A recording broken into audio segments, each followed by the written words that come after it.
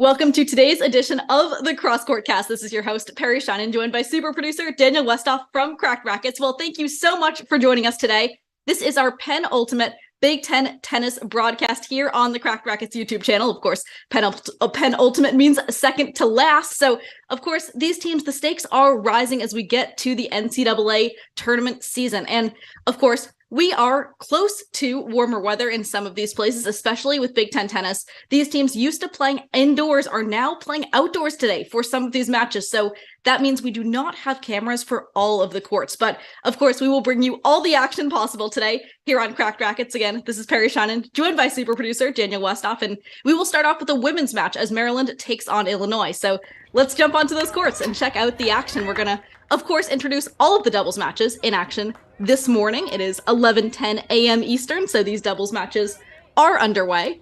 And we will start here on court number 2 as Josie Frazier and Ashley Yeh take on Jojo Bach and Hannah McLogan. Frazier and Yeh are from Illinois. Jojo Bach and Hannah McLogan representing the University of Maryland Terrapins. And this match being played at home in Maryland. It's a beautiful day in College Park. As we see early on, this match is tied at 1. And all 3 doubles courts are tied. Well, top 1 and 2 doubles tied at 1. And on court number 3, we see the Terrapins with an early 2-1 lead. And so this doubles point is first team to take 2 out of 3 of these doubles matches, takes the overall first point of this college tennis match. Each doubles match is just 1 set to 6, no ad scoring.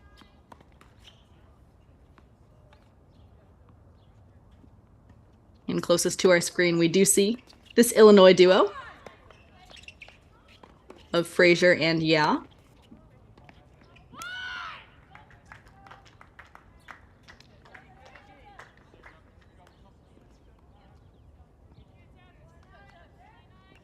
Josie Frazier, a senior out of Scottsdale, Arizona.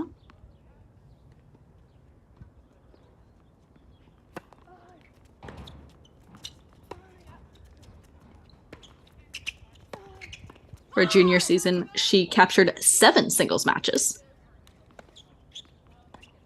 and went 13-7 with Ashley Yeh on this doubles court.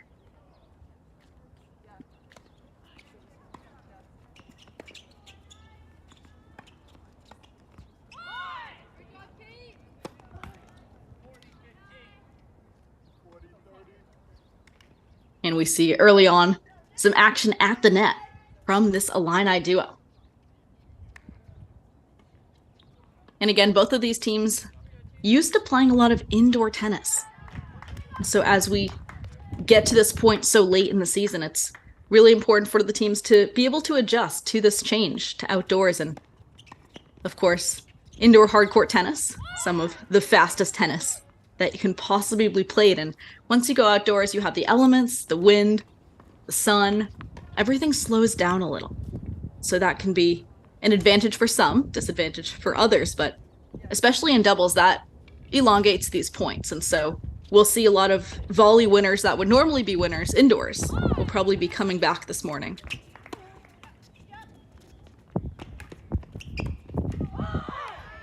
But not that one. We see this Illini duo take a 2-1 lead here on court number 2. And Westoff, let's hop on over to court number 3 as we introduce all of the doubles matches in action this morning in College Park.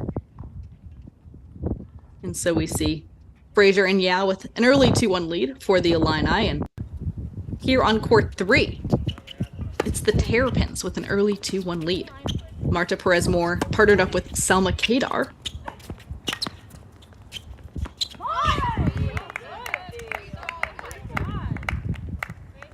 And Perez-Moore was a big get for this Maryland team. She's been playing number 1 singles for the Terps, and she's a grad transfer out of Texas, the 2-time consecutive NCAA team champions, both 2021 and 2022. And Perez-Moore was a contributor for the University of Texas. In the 2021 season, she went 9-2 across the 5 and 6 single spots. She was also a force for the Longhorns in her senior year on the doubles court. She won 13-7 overall. So Perez Moore is used to the spotlight. She's used to the biggest moments in college tennis.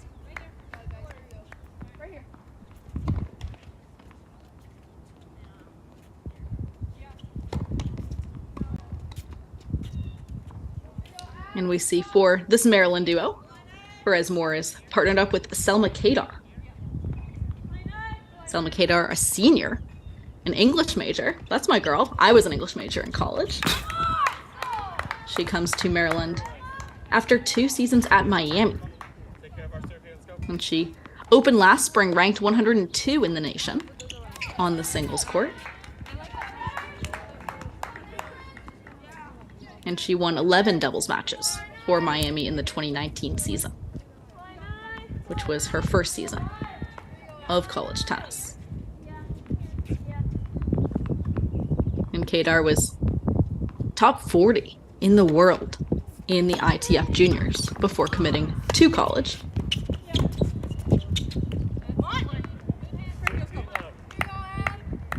She also picked up 10 WTA singles victories.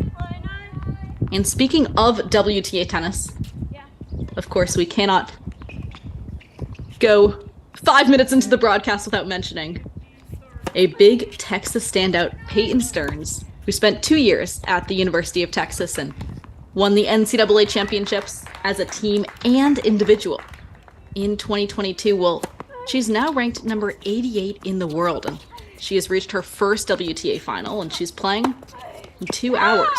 She plays number 89, Tatiana Maria, in the finals at the Copa Calcanitas. And of course, we will have our eye out on that professional match, as well as college tennis is becoming a stronger and stronger pathway to the professional circuit.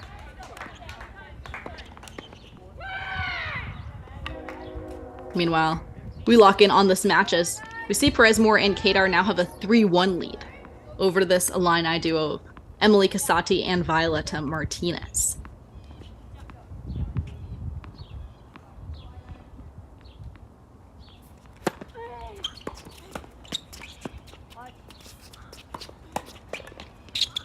Perez Moore ripping from the baseline.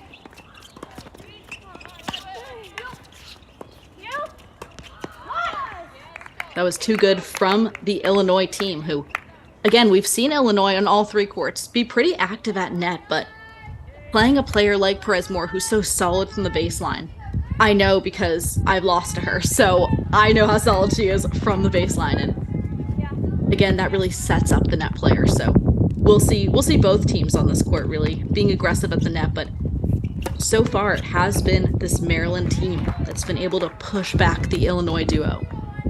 Push them back from the baseline and, again, give that net player an opportunity to pick off the ball at net.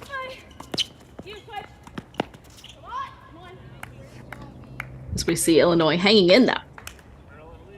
So it's 3-2 for Maryland here on court number 3. And Westhoff, if we have the camera for court number 1, if we could hop on over to court number 1 as we see a ranked doubles team of Kate Dong and Megan Hauser. For Illinois, number 15 in the nation, taking on Mary Brumfield and Minorca Miranda.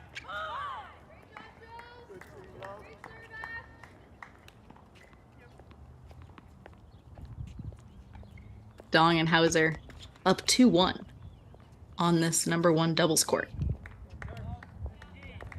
And we do not have cameras for court 1, so we will stick with court 2 as we are tied at 2. And we see closest to us, this Maryland duo of JoJo Bach and Hannah McLogan.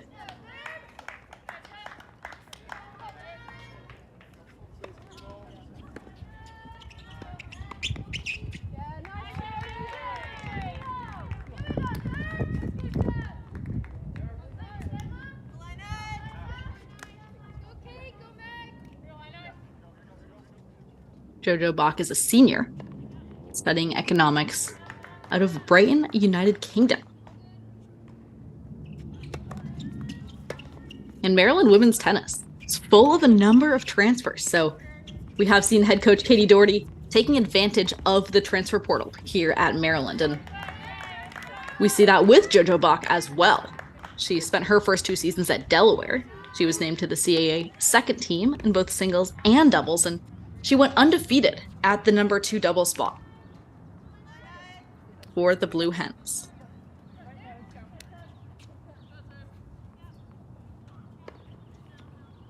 She was a grade 4 ITF doubles champion as well before going to college, so Bach has a lot of experience on this doubles court.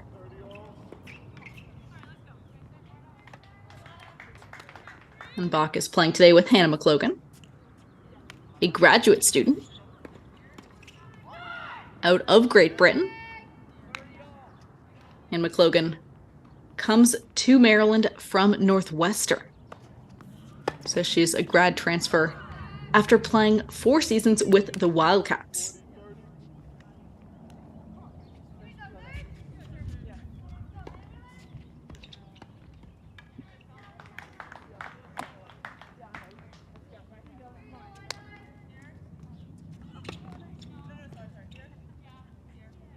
And so we do see, we have a lefty on the court. And so whenever there's a lefty on the doubles court, it always gives your partner an advantage. Because again, lefties can pull the ball so wide with those short angles to usually a righty's backhand side.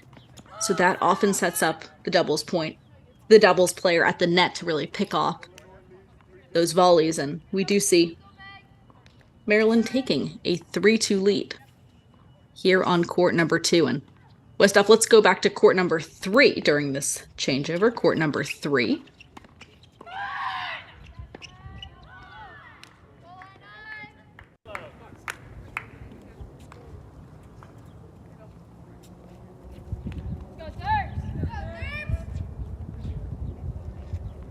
In court number 3, the Terps have taken a 4-2 lead.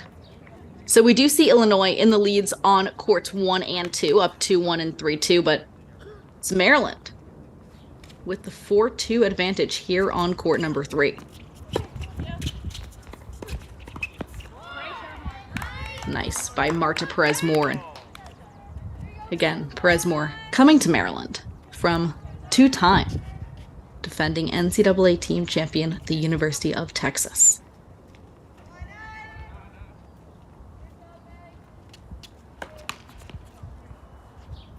And we see Perez-Moore with a look at the second serve here on this forehand side.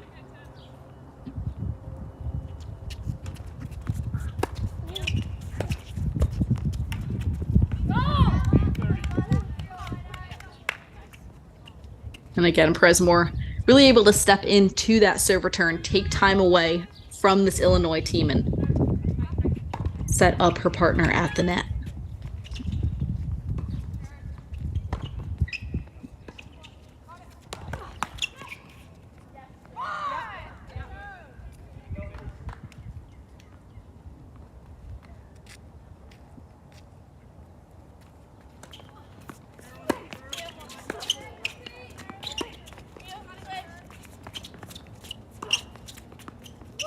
Especially outdoors, we're seeing the use of lobs more and more on this doubles court because, again, these players have time. And beautiful lob there. Maryland is into the net. That is too good from the Terps, who again are really able to just get the ball deeper in the court, and that gives you so many opportunities on the doubles court. If your baseline player is able to get the ball deep, push back the other team, that really opens up the whole court for you.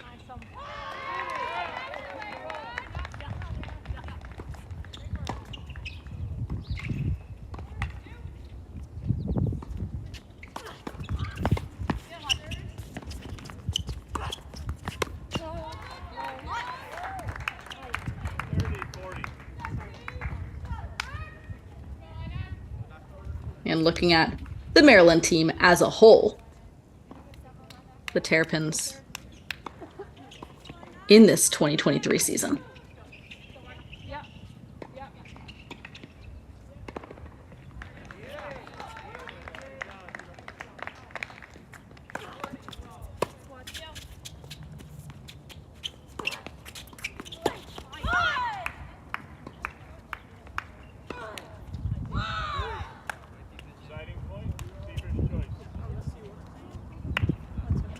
Terps ranked 56 in the nation, taking on number 34, Illinois.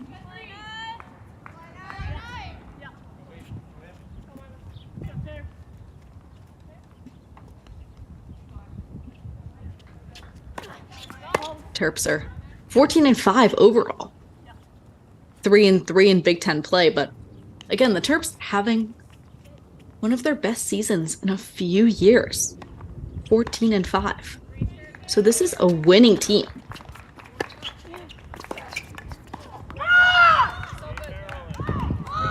Meanwhile, Illinois 14-6, 5-1 in Big Ten play. So again, we are seeing these two teams, two successful teams in the Big Ten so far in this campaign as we head back to court number 2.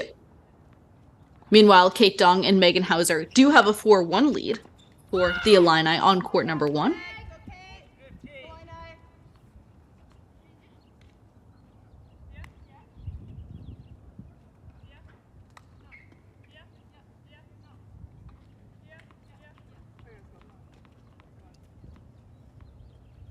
Meanwhile, here on 2, we see Frazier and with the 3-2 lead.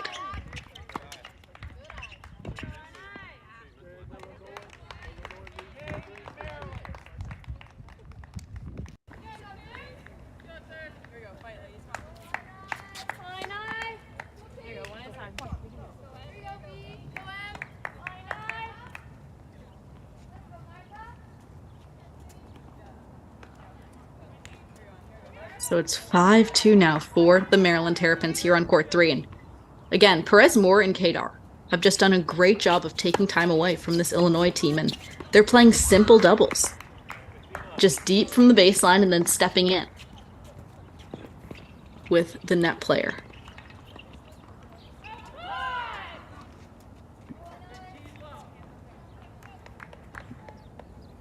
And especially to come into a Maryland team and play number 3 doubles after coming in from Texas. Again, a huge advantage for this Maryland team as a whole to have Perez Moore at the number 3 double spot. As we do see Illinois fighting back and hanging in. Emily Casati, a senior out of Deerfield, Illinois, did not go too far for her college tennis career. She's partnered up with Violetta Martinez. Martinez, a freshman out of Port St. Lucie, Florida. And she trained at the Rafael Nadal International School. And that was a nice pass down the line.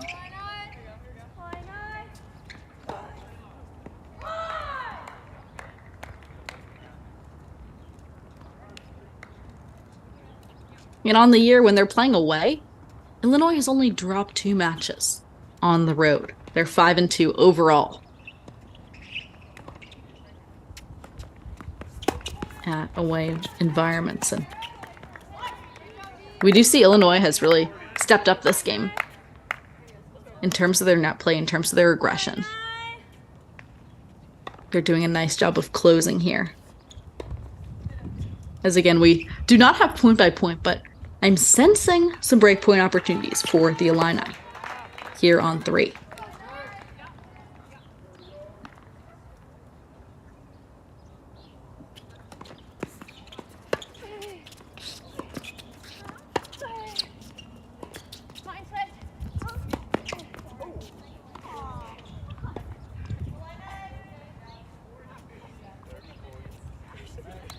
As we do see Maryland defends 1. Meanwhile, it's now 4-2 for the Illini on courts 1 and 2. So Illinois is with the overall advantage. Again, the first team to get 2 out of 3 of these doubles matches takes the doubles point. But here on court 3, Maryland is in control.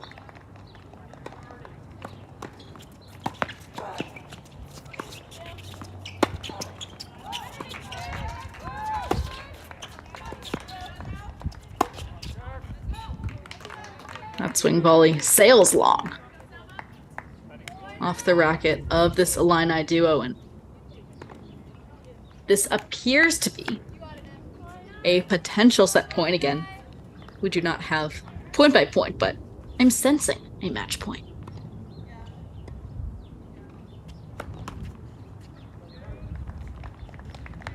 Again, though, Maryland is trailing on the top 2 courts.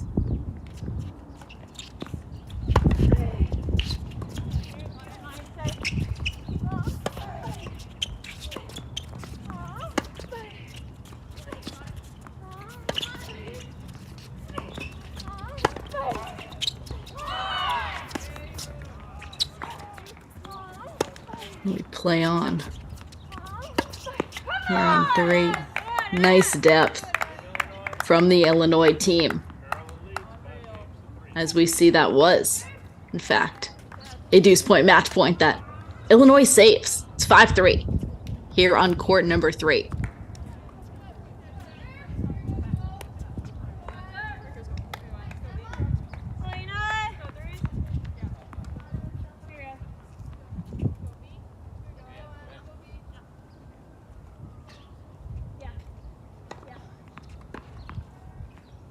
So 5-3 for Perez-Moore and Kadar.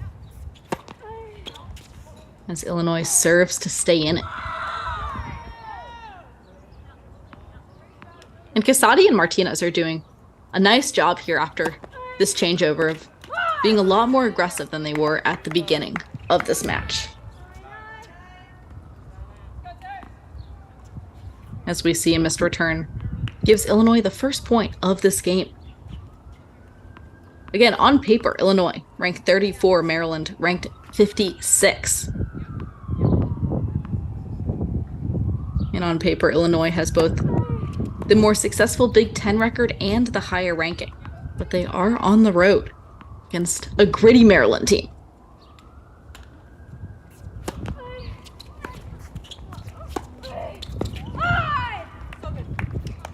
Love to see it. If you are an Illinois fan, again, the Illini have totally changed their strategy since this changeover. They're taking more risk, and so far it's been more reward as well. Baseline player has really been able to hold her ground on the baseline and use power from the ground instead of getting pushed back and trying to outlast Maryland. And we do see Maryland, though. The second service return error of this game. So that sets up 40 love now for the Illini.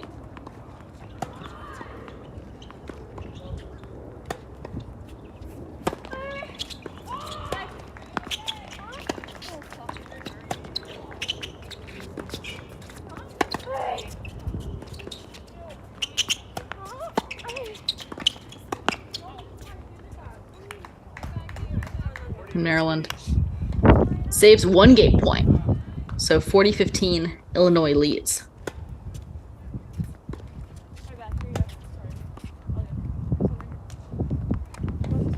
And we do see that, of course, every action causes a reaction here on the doubles court, but we see especially momentum-wise how this match, although Maryland is in the lead, this match momentum-wise has completely shifted as Illinois now multiple game points to make it 4-5.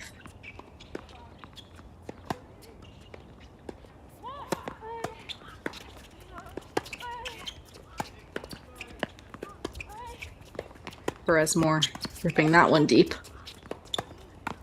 We see Illinois on the defensive end at this point.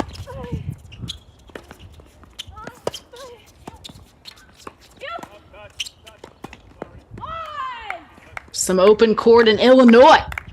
4-5 here on court number 3. Illini stay alive in Westhoff. Let's quickly head back to court number 2 as we do see that number 3 match might not even finish, as we do have 5-2 leads for Illinois on courts number 1 and 2.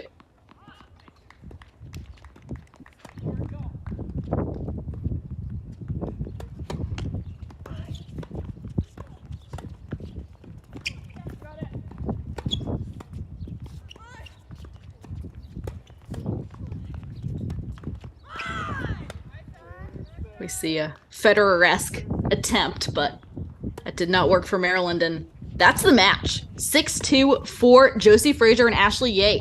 that is the first match for the Illinois Illini.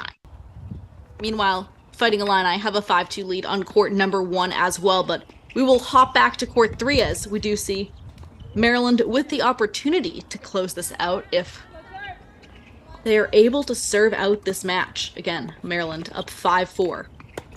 They were up 5-2, were not able to serve it out the first time, but we do see the Texas product, Marta Perez-Moore, up to serve.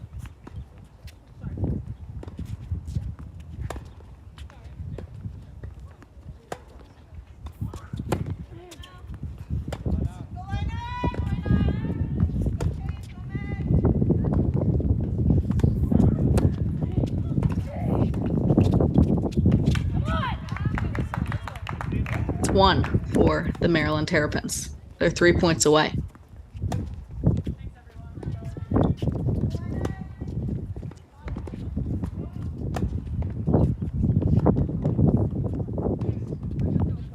And Marta Perez-Moore was, of course, guided by legendary Texas head coach Howard Jaffe during her tenure at Texas.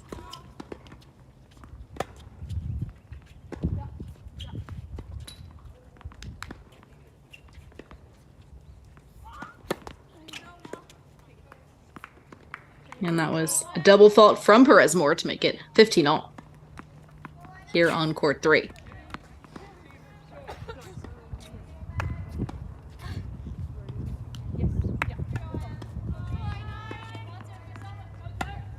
And for these two players, of course, transferring in from both Delaware and Texas, and then coming to College Park, the adjustment period in the fall is over. And so we do see the chemistry is set by this point in the season for both teams, whether they're transfers or not, but especially for Perez-Moore and Bach. Again, coming in from 2 different programs and making a new home at Maryland is always a difficult transition for any player to go to a new school, new team, new coach. But at this point in the season, both teams have settled in, as we do see Maryland still struggling to close this one out.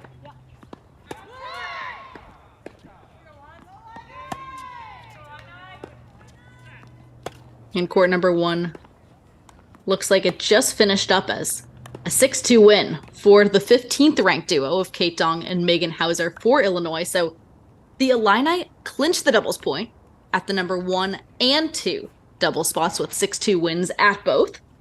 So that is the doubles point here in College Park, as number 34, Illinois, goes up 1 love overall over number 56, Maryland. And of course, these players will start to get settled on the singles court. So we will be having a lot more Big Ten action for you today outdoors for a lot of these teams, which again, very rare for the season as a whole. We are in April 9th, so weather is starting to get warmer, and we will bring you the matches that we can for the schools that do have cameras set up outdoors. Again, this is Perry Shannon, joined by super producer Daniel Westoff. We'll have more Big Ten tennis action for you after the break.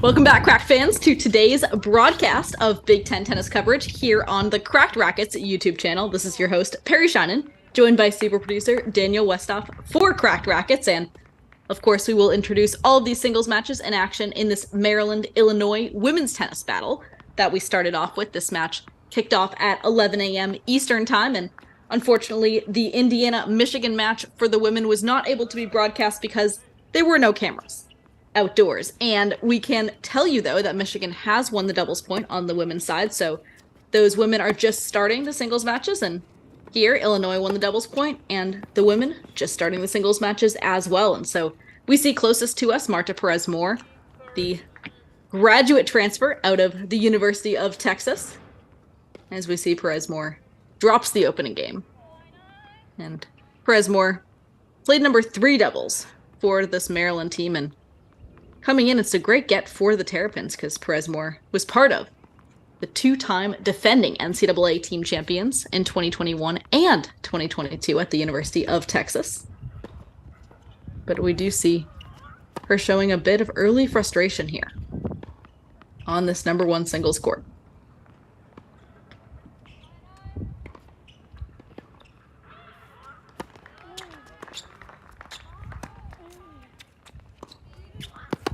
And she is taking on Kate Dong from the University of Illinois.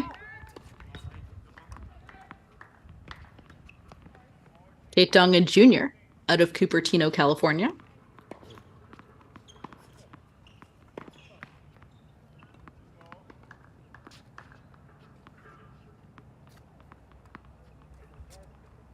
She is 26-17 overall on the singles court, 17-9 in a Big Ten conference action over her first 2 years with the Illini.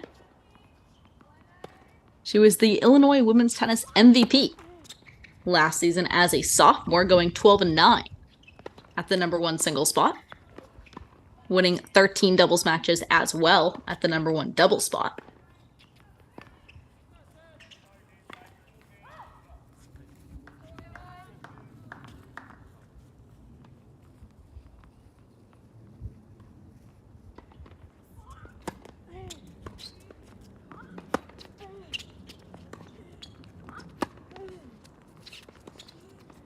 And we see Perez-Moore always looking for a forehand. That forehand is very heavy, and I do know from experience being on the other side of that court against Perez-Moore, forehand has a lot on it. But she is struggling a bit early in this match again, showing a bit of frustration, missing a few more balls than usual for her as she takes on Kate Dong. And if Kate Dong can get an early break, that would be huge for the Illini here on 1. As again, Perez-Moore really relies on when she's serving to build that point off that first serve kick serve. She does kick her first and second, but again, Perez-Moore is a player now in the Big Ten that has played a ton of outdoor matches. Again, coming from the University of Texas, she's used to outdoor tennis. So this is a huge advantage for the Terrapins. But we do see Dong with some nice depth early, and she does break Perez-Moore. So 2-love. Kate Dong leads here on court number 1.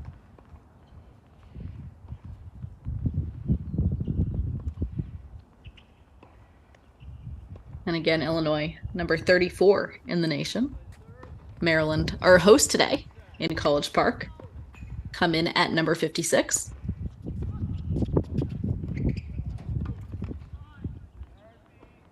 And looking at Illinois as a whole, the Illini did fall 4-2 to number 5. Well, rather, number 3 ranked now, Michigan. And that was last weekend. But we did see this past Friday, Illinois was on the road against Rutgers and took a 5-love win. So they are looking for 2 in a row on the road this weekend.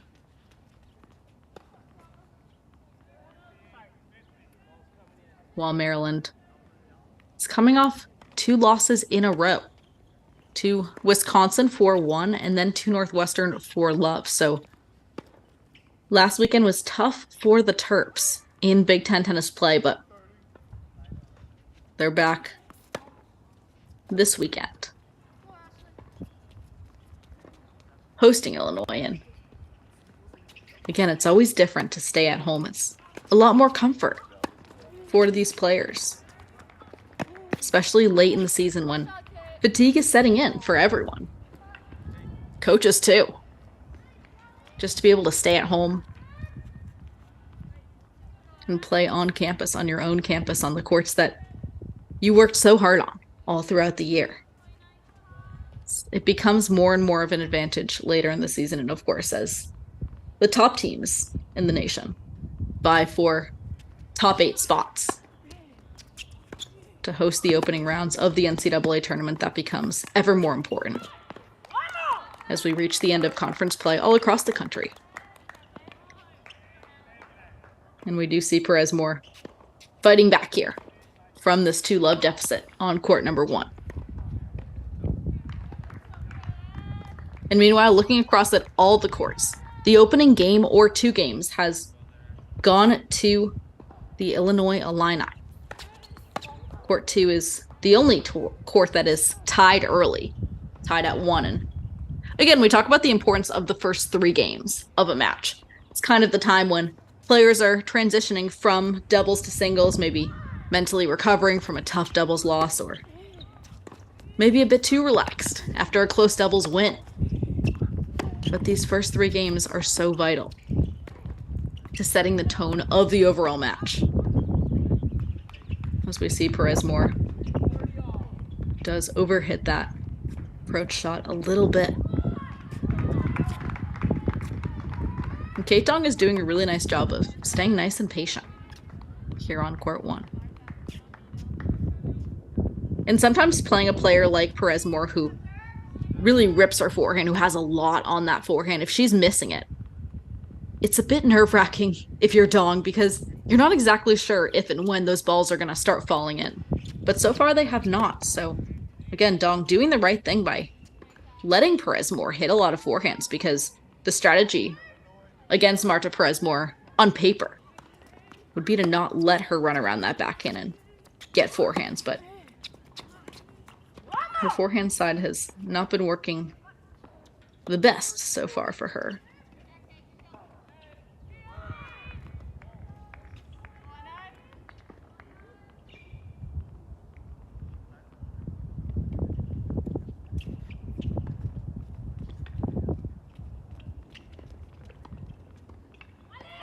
And the Illinois women having a nice run in the Big Ten in 2023. The women are 5-1 in Big Ten conference play, with their only loss coming to Michigan. And that was a close match. That 4-2 loss could have been a lot closer than the final score indicated, as we saw Michigan dropping a ton of first sets that day against Illinois. But the Wolverines are fighters. They ended up coming back and handing Illinois its first Big Ten loss of the season. So meanwhile, Kate Dong has the early lead on court number 1 in Westop. Let's hop on over to court number 2. Court number 2, as we have our only ranked singles player in action today here in College Park, as number 73 ranked Ashley Yaf from Illinois has a 2-1 lead over Maryland's Minorca Miranda.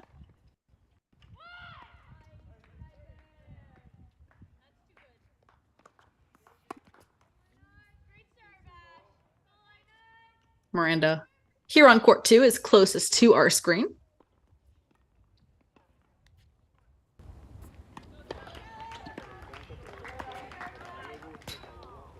Minorca Miranda, a junior out of Boca Raton, Florida.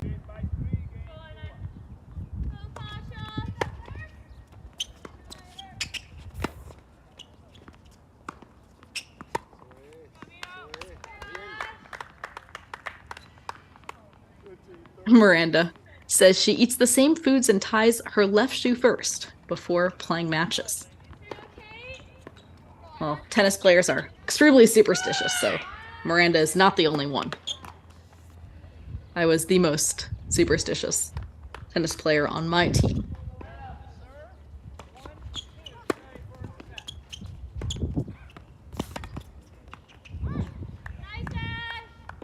So we do see the Illini here with the early lead and also with just more aggressive play.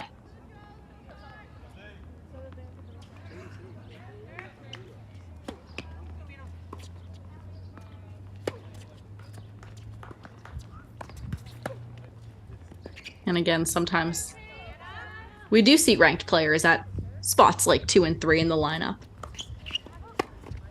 Because in order to get a ranking, you obviously have to win a ton of matches, but you might not be the best player specifically on your team. But if you're getting wins at the top 3 single spots, it's likely that you might be ranked ahead of your teammate who is playing in a spot above you if she is not winning as much in the season.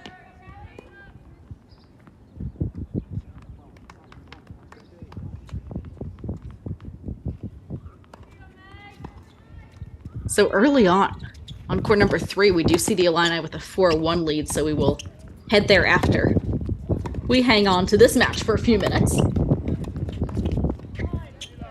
As we see, Miranda has a lovely backhand, so we will check it out as Miranda really looks for backhands. But the backhand battle was lost there to the Illini. As Ashley takes a 3-1 lead here on court number 2.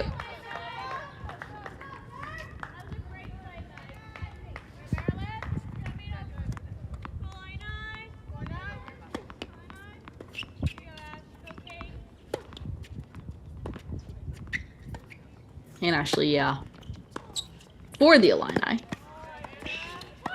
is a senior out of Los Gatos, California. And she's been a big contributor for Illinois. She's 34 and 20 overall on the singles court and 16 and 8 in Big Ten conference play.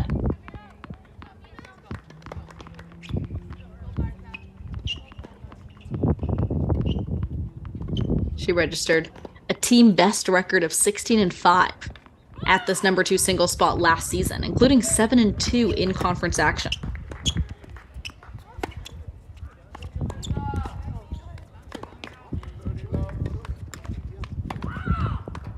And Ashley, was the number 2 prospect in California.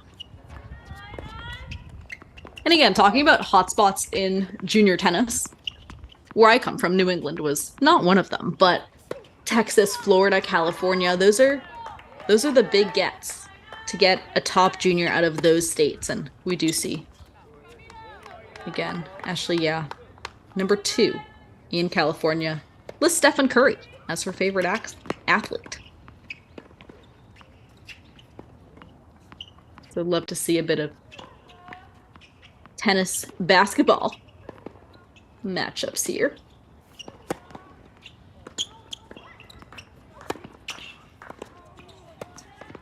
But meanwhile, we do see Miranda struggling a bit from the baseline here.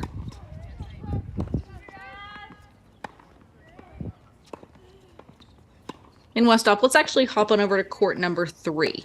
Court number 3 is, we do not have point by point, so we want to make sure that we can get a set point for you if Megan Hauser is able to earn one here on number 3 as she's up 4-1 against Selma Kadar.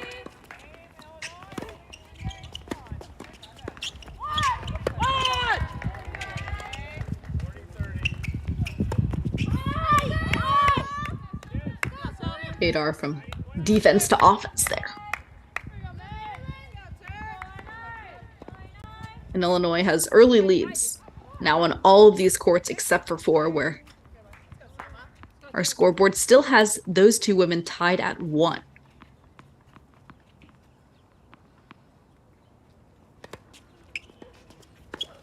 And unfortunately, again, at this point in Big Ten season, our penultimate Big Ten tennis broadcast, we do not have cameras available for some of these universities who are playing outdoors today. So we will bring you the matches that we can.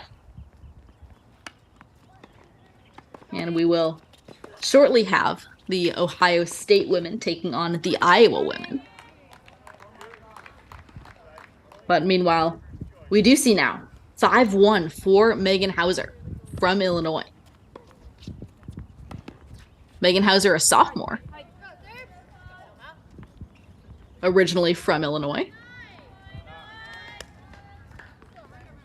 13-7 overall. She was 8-2 on this singles court in Big Ten tennis action her freshman year. She was the 2019 Illinois state champion.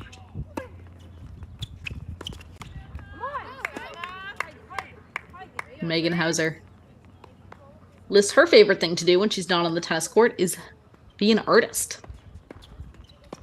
She says she's very artistic, and her goal after college is to play professional doubles on the WTA Tour, which is a really interesting goal because, again, these college players who are the best players on the doubles court, they're able to make a huge career in the pros on the doubles tour. And we're seeing that across the board, from NC State's Anna Rogers to USC's Angela Kulikov.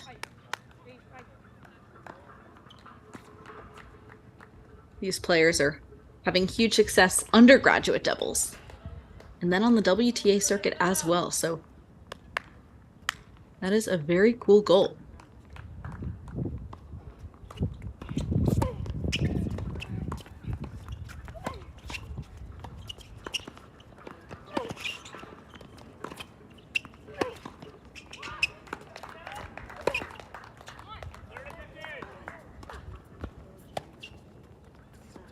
As we do see here on court number 3, Hauser has been able to control this match so far, and that's really through aggressive play, but also Megan Hauser really mixes up the pace, so you never quite know what's coming off her racket. And again, for a rhythm player like Selma Kadar, that is the perfect strategy against Kadar, is to mix up the pace and really keep the ball moving on the court.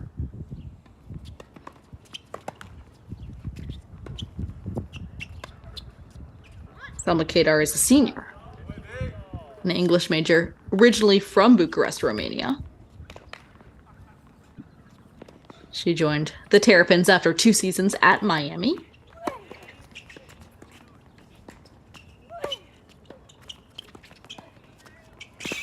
And again, talk about players that are used to playing outdoor tennis. Kadar has played a ton of outdoor tennis throughout her college career. Let's go!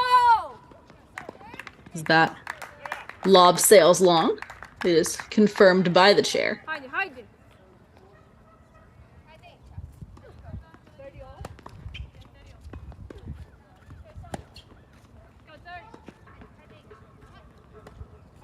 Kadar was 14-11 on the singles court for the Hurricanes her freshman season. She was as high as number 69 in the nation on the singles court.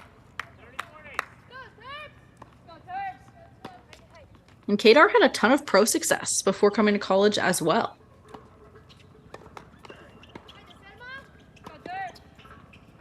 She ascended as high as number 36 in the ITF junior rankings. That was in October of 2018, and she won 10 matches on the WTA Tour. Come on! Ale! Cheers. Let's go!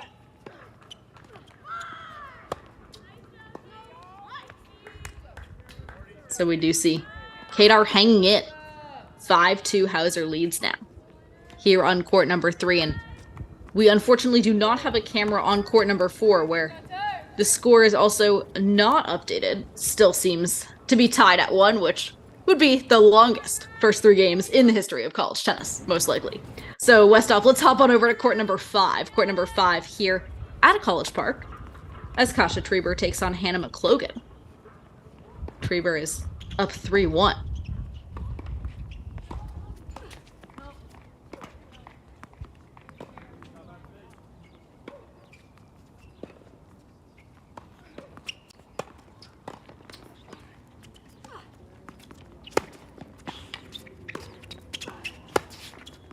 And meanwhile, Ohio State does have their cameras up for this women's match against Iowa, which we are bringing you, but we're going to pop in here quickly to see how the cameras are because, unfortunately, they seem a bit laggy at the moment. And meanwhile, here at Maryland, on Court 5 on the left side of our screen, we will continue introducing all of these singles matches in action. As Kasha Trieber takes on Hannah McLogan. Trieber for the Illini is up 3-1 and checking in with all the matches in action. Illini take the doubles point and they are ahead on all of the singles courts this afternoon as Kasha Trieber now 3-1 lead here on court number 5. And Trieber is a sophomore. Also out of Illinois. She went to Hinsdale Central.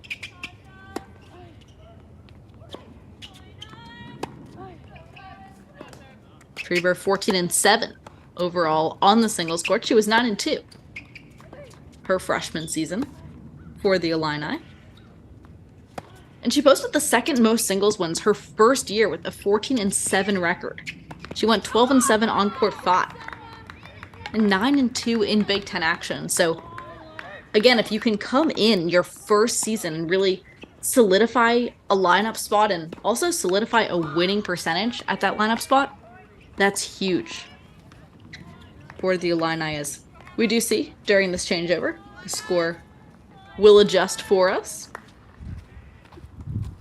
as Trieber takes on McLogan and Westhoff. Let's actually hop to court number 6 now. Court number 6, and we'll come back to 5 after the changeover. As for court number 6, Violetta Martinez is up 2-1 against Mary Brumfield.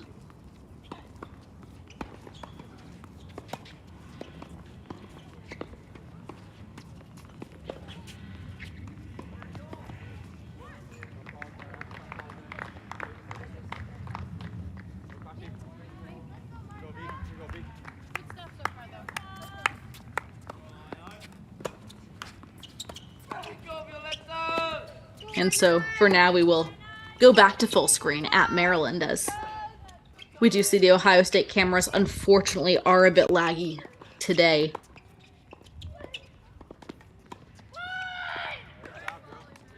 So we check back with Hannah McColgan and Kasha Trieber here on court number 5.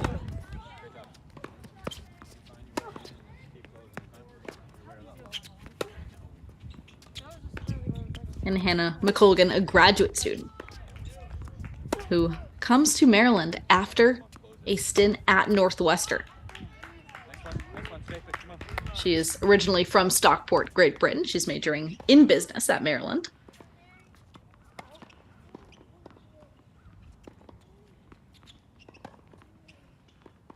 McColgan graduated from the Wildcats program back in 2022. She went 4-3 on the singles court, 12-6 on the doubles court last season. And she played in the NCAA doubles tournament with her partner, Caroline Pozo.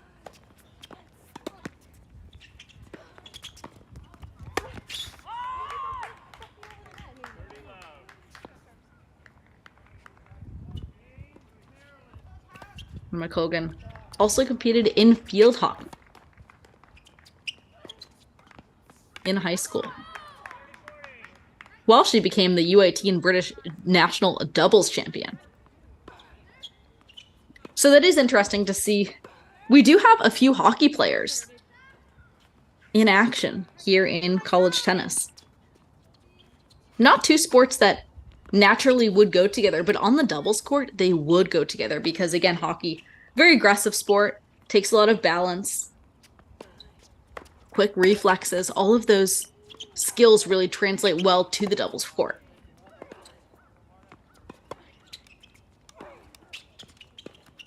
As we also have Caroline Driscoll at the University of Denver, was a high-level hockey player in junior tennis as well before choosing tennis as her full-time sport in college. And meanwhile, we do see Illinois has comfortable leads on all of these courts in action.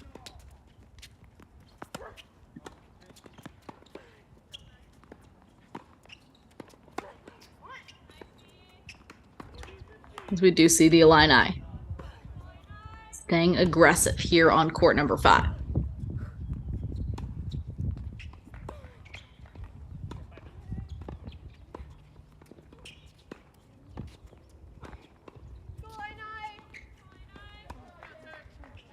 In Westhoff, let's hop on over to court number 6. Court number 6 here at Maryland, as Violetta Martinez is up 3-2 over Mary Brumfield. And so we do have our first set is won by Megan Hauser on court number 3. Hauser takes it 6-2 over Selma Kadar. So number 34, Illinois, won the doubles point. Now they have their first set. Again, Illinois needs only 3 of these 6 singles matches, while Maryland will need 4. And so we will quickly chat about Violetta Martinez and Mary Brumfield, and then we will hop back on over to court number 2 as we do see 73rd ranked Ashley Yao has a 4-3 advantage over Minorca Miranda.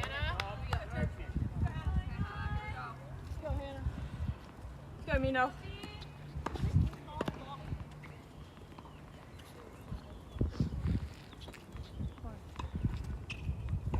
So for the Illini, looking at Violetta Martinez,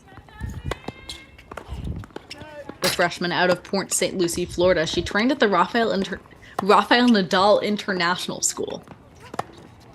She was a blue chip ranked top 20 in the nation, ranked high as number 15.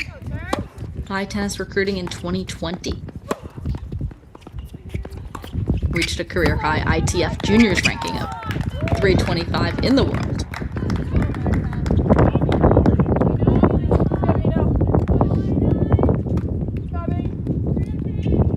And so the Florida to Illinois pipeline in her family is strong, because her brother Tomas plays collegiate tennis as well at Illinois Springfield.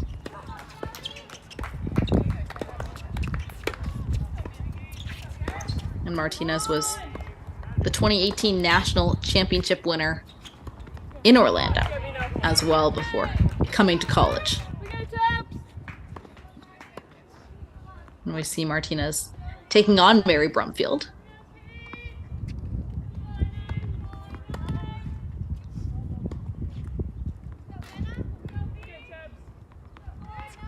Brumfield, a sophomore from Jackson, Mississippi. She was a graduate of the Florida Virtual School.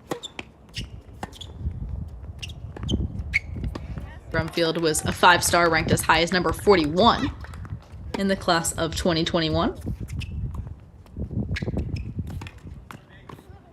And she lists her strength as her athleticism. And we do see Brumfield ranked as high as number 611 in the ITF junior rankings.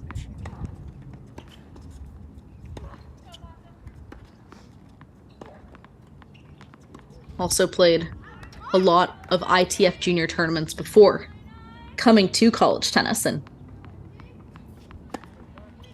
we do see, though, it is a matchup of Brumfield as a lefty here.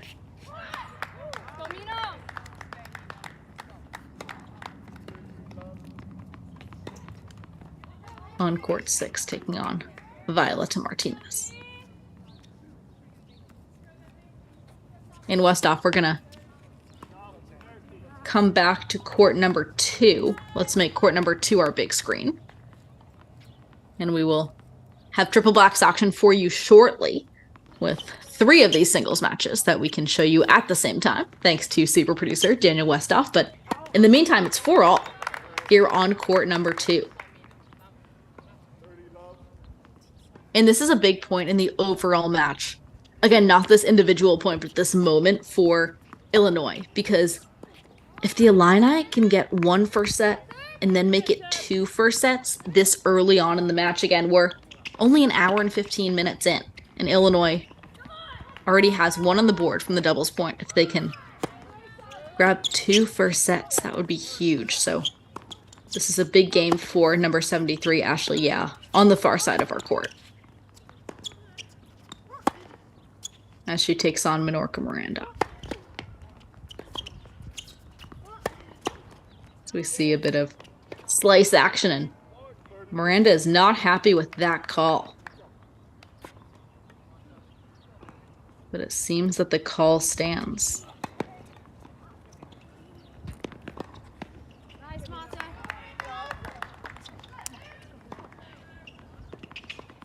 As we play on here at Maryland. And again, this is Perry Shannon, joined by super producer Daniel Westhoff. And unfortunately, at this point in the season, our penultimate Big Ten tennis broadcast, a lot of teams are playing outside, which is good news for anyone who likes the warmer weather, but bad news for our team here at Cracked Racquets, who would love to bring you all of the action. But we simply are not able to if some of these schools unfortunately do not have outdoor cameras.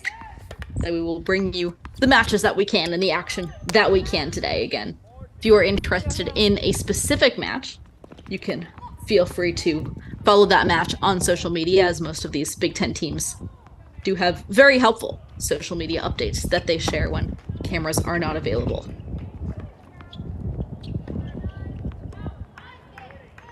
But we do see Miranda. Again, conversely, it's a big moment for Minorca, Miranda, and the Terps, because after dropping the doubles point and one first set, can Miranda stay in this match? And can she keep Maryland in this match? Because scoreboard pressure is so important, especially late in the season. We're talking about two teams that have been battling all year. It's the magic. It's the blessing and the curse, as Alex Gruskin likes to say, of college tennis, is that it's a year-round sport. So we play in the fall, and although they're quote-unquote informal tournaments, we have huge tournaments in the fall as well that players are battling for. And teams are finding their rhythm, finding their chemistry. And then, before you know it, it's the spring season. And it's dual match action, and we do see Miranda does send that slice into the net. So Illinois with a 5-4 lead. Ashley, now up 5-4 here on court number 2. And Westhoff, let's go back to court number 6, because we do see the Illini Violetta Martinez with a 4-3 lead over Mary Brumfield. So court number 6, and Kate Dong on court number 1 for Illinois, up 4-3. So we're a few games away from having multiple first sets won by the Illini. Again, Illinois, ranked 34 in the nation, takes the doubles point. They're taking on number 56 ranked Maryland.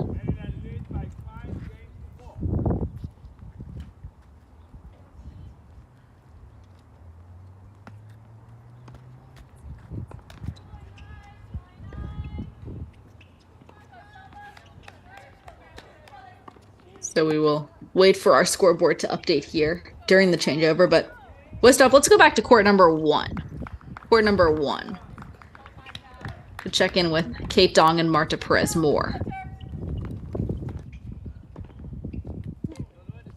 as the Illini does have a 4-3 lead here on 1. And now that has become a 4-all lead. So Westhoff, let's actually go back to court number 2. Court number 2, as we are 1 game away now. Ashley, up 5-4 against Minorca Miranda. And so here we lock in as, again, a huge moment for Ashley and the Illini, as looks to serve out this first set.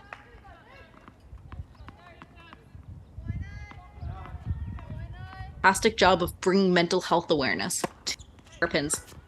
Last weekend, she brought, for the first time ever, a Morgan's Message match, where we covered the Maryland Terrapins wearing green for mental health awareness. That initiative was brought to the school and to the program by Minorca Miranda. Morgan's Message raises mental health awareness for student athletes across the country.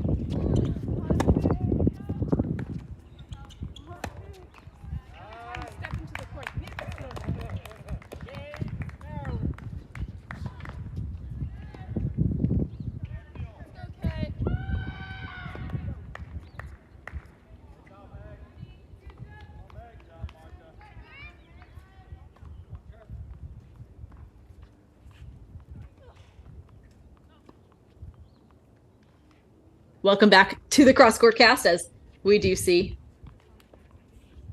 Ashley taking a 6-4 lead in that first set over Menorca Miranda. So first sets are now for the Illini on courts number 2 and 3 after Illinois takes the doubles point. And meanwhile, here on court number 1, we do see a changeover after. We will wait for the scoreboard to update to see if the Illini have a 5-4 lead on courts 1 and court 6 as well, because again, we did see 4-all was, upon final check, was the scoreboards on those courts. So Illinois has a huge advantage right now because, again, the doubles point and 2 first sets. But Maryland, Hannah McColgan is fighting back on court number 5. So Westhoff, let's actually hop to court number 5 as we see McColgan is only 1 game away from taking an opening set for the Terrapins.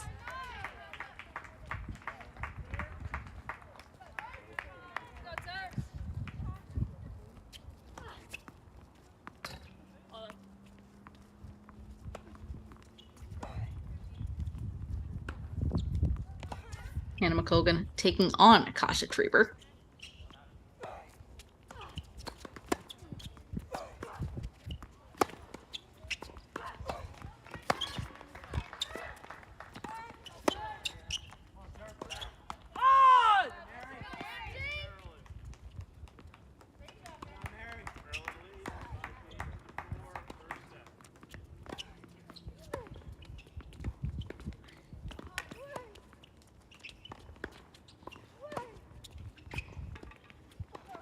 So we do see this is first set going to Hannah McColgan.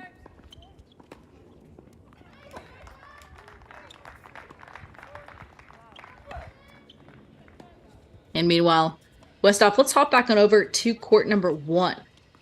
Court number 1 is, there's a huge change here on 1 as Marta Perez Moore has now gone up 5-4 against Kate Dawn. And we saw Perez Moore at the beginning of this match. It's really struggling with her forehand.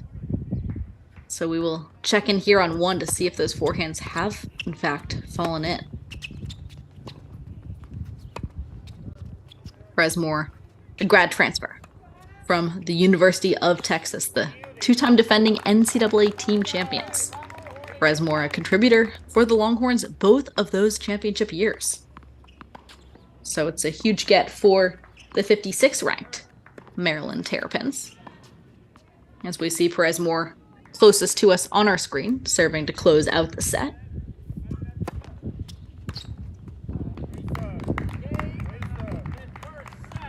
She does.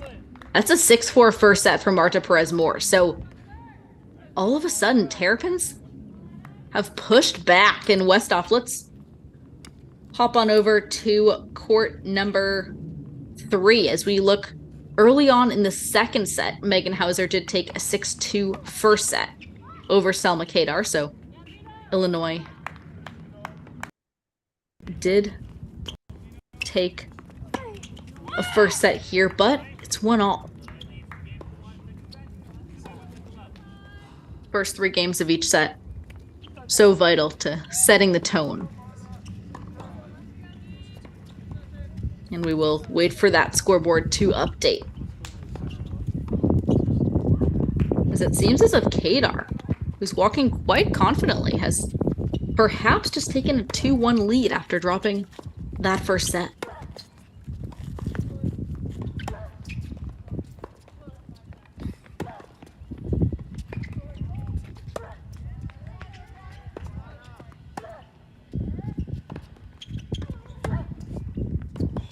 And so meanwhile, here on court number 3, we will wait for the scoreboard to update.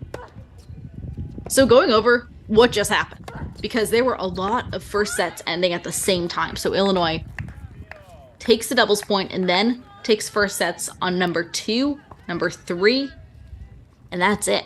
So that's 1 point and 2 first sets, whereas Maryland takes the first set on court number 1 and 5. So it's 2 first sets each. for these teams. And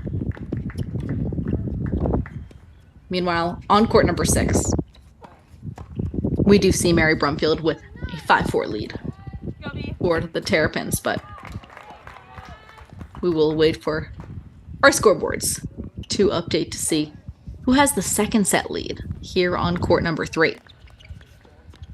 In Westhoff, let's actually hop on over to court number 6. Court number 6 as we see Maryland's Mary Brumfield trying to close out this first set against Violetta Martinez. Brumfield on the far side of our screen, taking on Violetta Martinez from the Illini.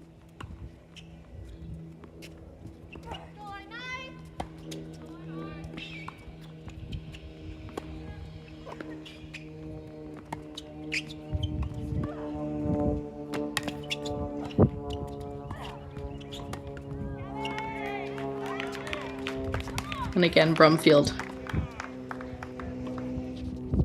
for Maryland, just a sophomore out of Jackson, Mississippi.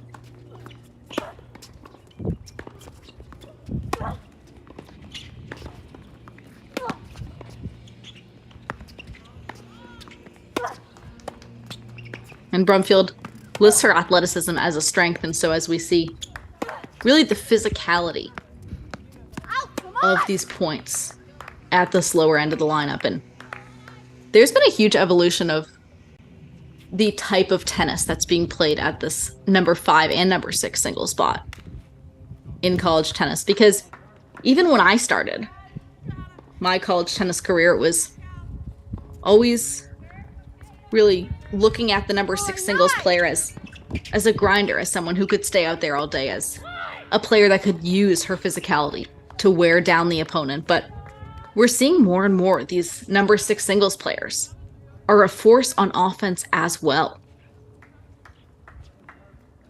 And they're players that are stepping out there and they're looking to attack from the first point.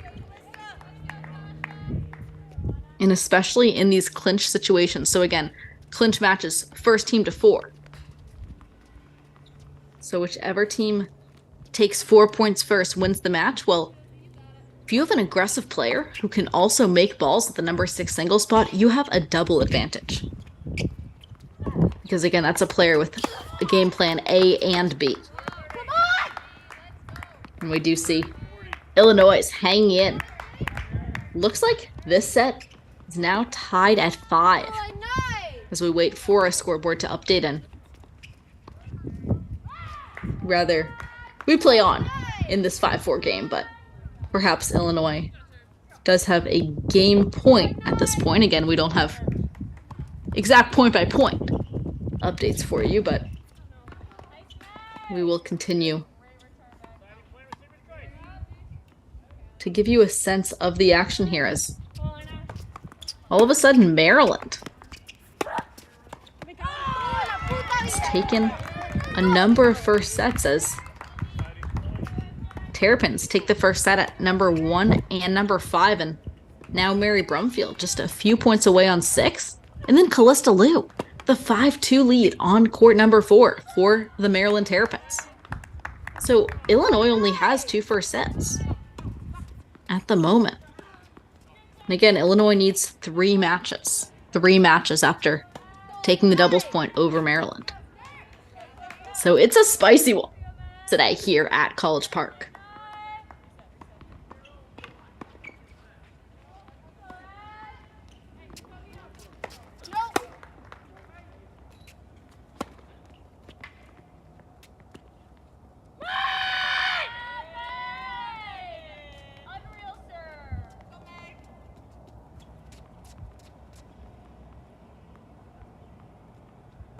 And we see the Illini here with a look at the second serve.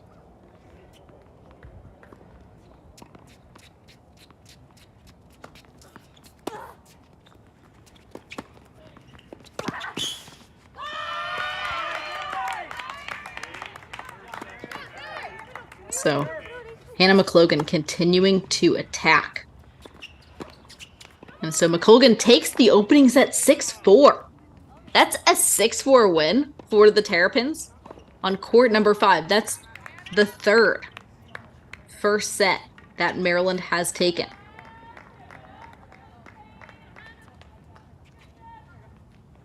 And meanwhile, Westhoff, let's hop to court number 6.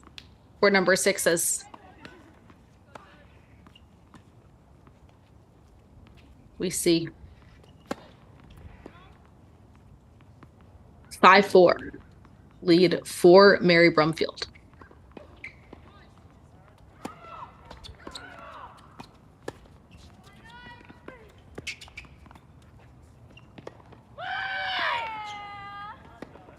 In Westhoff, let's actually, during this changeover, that was just court 6 that we were on.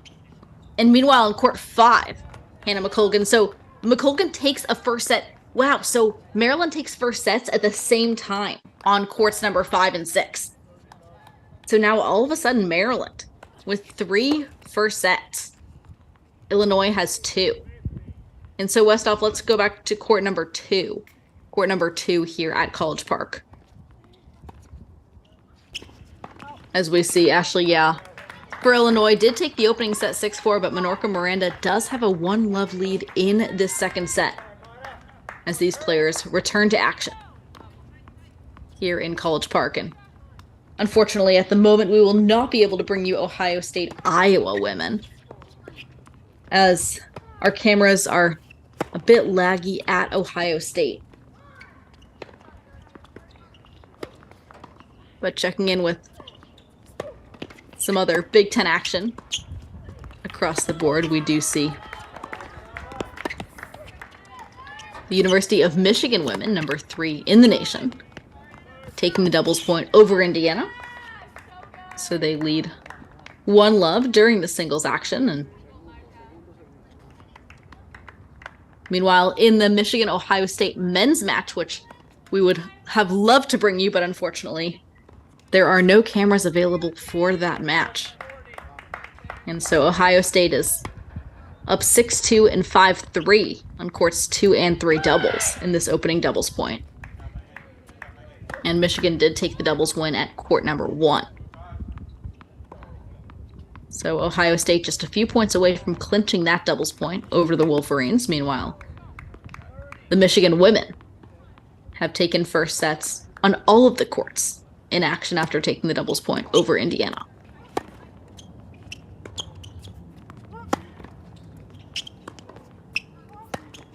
And back to court 2 as we see Minorca Miranda fighting back here in the second set. Controlling the point with her forehand. Those are rips from Minorca Miranda. He now has a 2-1 lead in this second set. So Terrapins fighting on all courts. Miranda fighting back on court number 2. And so Westhoff, let's go to court number 1. Court number 1 here at College Park as the Terrapins, Marta Perez-Moore does take the opening set over Kate Dong 6-4, and we're tied at 1-1 in this second set. So Maryland needs 4 singles matches. Maryland has first sets on 3 of these 4 singles matches, and Callista Liu for Maryland is up 5-2 on court number 4.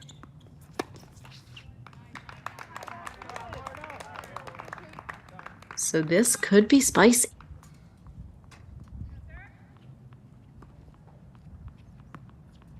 And especially late in the season, at this point in the season, Illinois is 5-1 in Big Ten conference play. So every single win so vital for the Terps. And Maryland is 3-3 in Big Ten action. But both of these teams have picked up 14 wins this season. And so any team that picks up 14 wins is always in the picture. It's always a gritty team, not an easy out. As we expect both of these teams to just leave it all out here on Easter Sunday.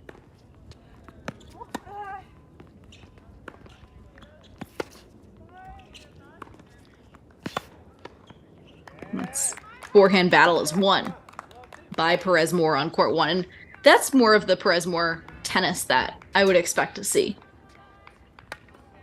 Again, Marta Perez-Moore with a huge, heavy forehand.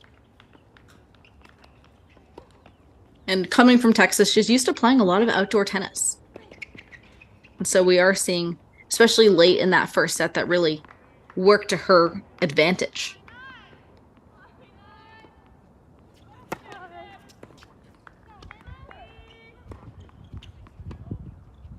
As we see Perez-Moore with a look now at Kate Dong's second serve.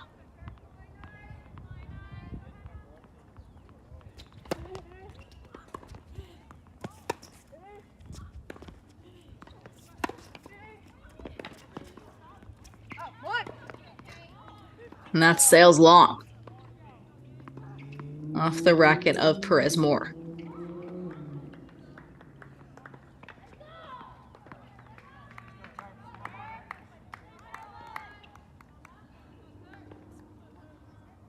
And so the Illini have early leads in second sets on 2 of these courts. So Megan Hauser is up 6-2, 3-2 against Selma Kadar on court number 3. And although Kasia Treber did drop the first set to Hannah McColgan on court number 5, she is up 2-love now in this second set. So watch for the Illini fight. We've seen this all throughout the season. These Illinois women are not an easy out because it doesn't really matter if they drop the first set or win it. They are very present in these second sets.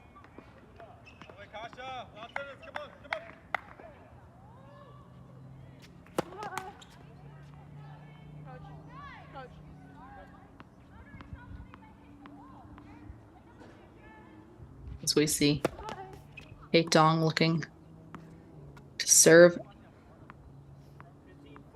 it out for a lead here on court number 1 in the second set, but Dong does double fault. And again, if you're Maryland head coach Katie Doherty, this is something that you love to see, is after dropping the doubles point, the University of Maryland has now taken first sets on 3 of these singles courts. Callista Liu for Maryland is up 5-3 on court number 4.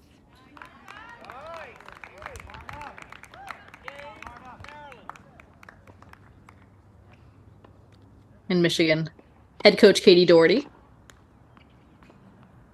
at the helm of the Terrapins program. She joined the staff prior to the 2016-17 season. She's in her 4th season at the helm of this Michigan-Maryland team. She enters the season with 100 career victories, 29 of those coming at home.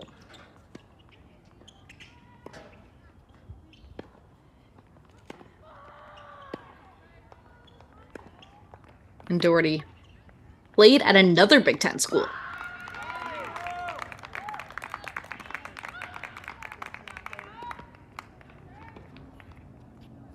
She was a 4-year letter winner at the University of Wisconsin, graduating in 2002 with a degree in English.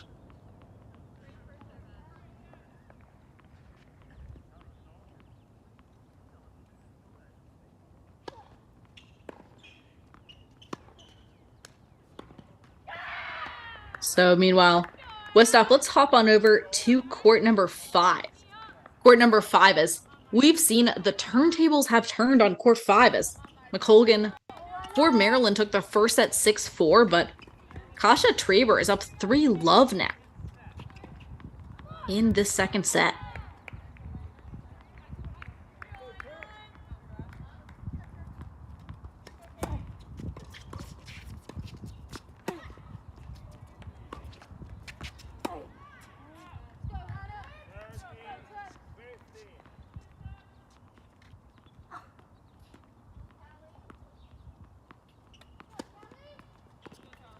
And the Illinois women are led by head coach Evan Clark.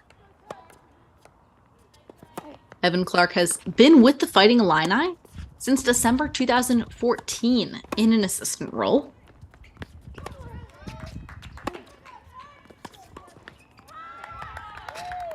He guided Illinois to a 15-8 overall record last season and finished tied for third with an 8-3 mark in the Big Ten Conference.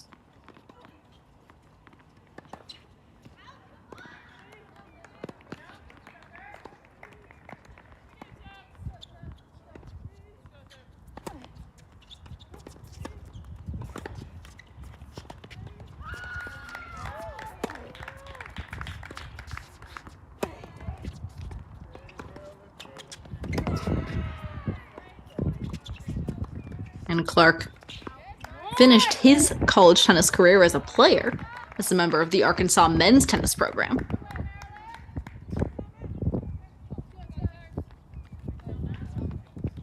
He was the 2019 ITA Midwest Regional Coach of the Year. Meanwhile, we just check out how Kasha Trieber has been able to step in the second set. Again, Trieber, another rhythm player here at the lower end of the lineup. So she has found the ball has been in her strike zone, closer and closer to her strike zone. And meanwhile, Trieber is closest to us on our screen. In Westhoff, let's actually quickly go to court number 3. Court number 3 is Megan Hauser is now up 6-2, 4-2 over Selma Kadar. So Illinois is the closest to getting one more point on the board. Here at court number 3, again, Illinois needs 3 of these singles matches. Maryland needs 4.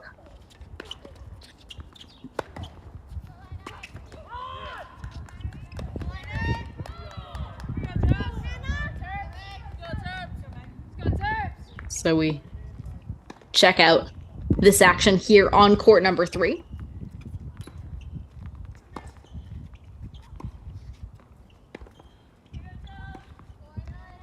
As again, Megan Hauser, a sophomore out of Illinois. She was a star in high school tennis. Was the 2019 Illinois state champion. She went 122-3 over 4 years of high school tennis for Lakes Community High School, and then continued winning. For her first season with the Illini, she ranked 3rd on the team in wins. She went 13-7 on the singles court. Went 11-6 on court 4, and we see Hauser now in the number 3 singles position.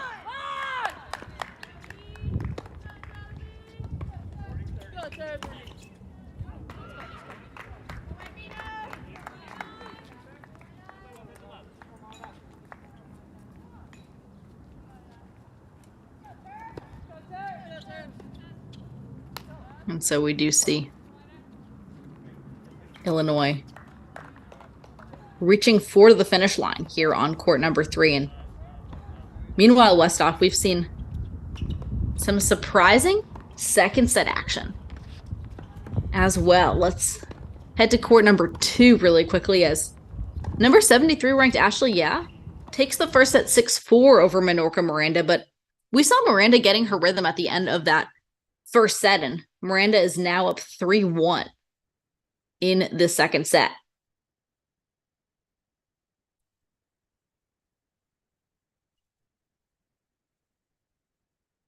And in the meantime, we can always go back to court number 3. Seems that the camera has been turned off on court 2 for some reason, so we will head back onto court number 3 as Megan Hauser is closer and closer to the finish line here at Maryland, as she is up a set, and we will wait for the scoreboard to update. It seems a set in 5-2, but it could be 4-3. And we also talk about the importance of body language. It's a very good reflection on both of these players that from the broadcast booth, we can't tell how the second set is going, if it's 4-2 or 5-3. 5-2 or 4-3 rather, because both of these women, although it's late in conference season, they have very good body language out here. As we do see Kadar is fighting an uphill battle, but physically has not shown it. Selma Kadar on the far side of our screen for the Maryland Terrapins.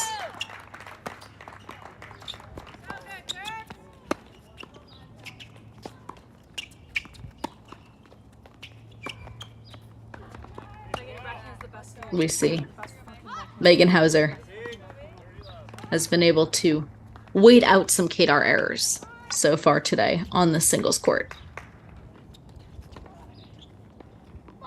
And in about 5 minutes after dropping the first set 6-4, Minorca Miranda is up 4-1 on court number 2. And unfortunately, we do not have a camera there at the moment, but we will keep you updated with that action as well as the action on these other courts as Kasia Trieber for Illinois, looking to send number 5 singles to a third set as well. She's up 3-love in the second set.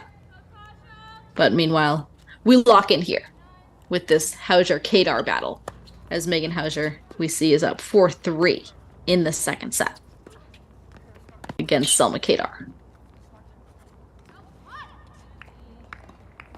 Kadar, a senior from Bucharest, Romania, an English major with the Terrapins.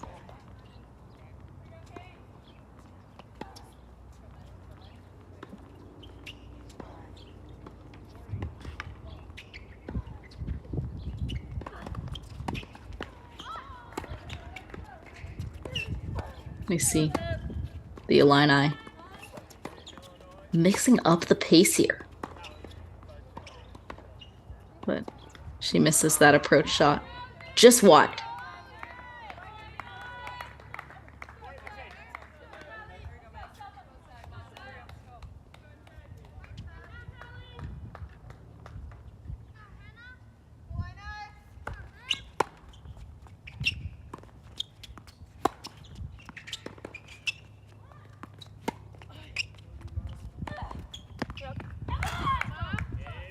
And again, we're seeing Maryland really stepping in here. And Megan Hauser, it appears, has gotten perhaps a bit nervous, or both combination of nerves and fatigue, but probably nerves at this point, because we're seeing Hauser's body weight is moving backwards, especially on her forehand side, giving Selma Kadar an opportunity to step in and to take the ball early and to rush her here on court number 3. So if you are Megan Hauser at this point, really the toughest thing, which of course we all beg ourselves to do as tennis players, is to swing through and to keep our body weight moving forward in the court and hold down the baseline. Because again, if players are pushed back from the baseline, it's usually not a good thing.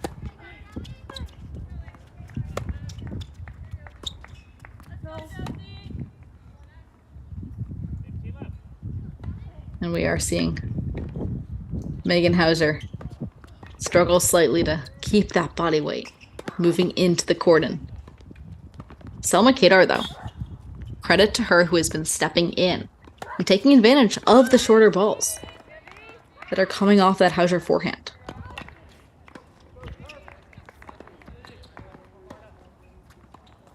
Meanwhile, check out the fight from Illinois' Josie Frazier on court number 4. Unfortunately, we don't have a camera at the moment, but she was down 5-2 to Callista Liu, and it's now 5-all.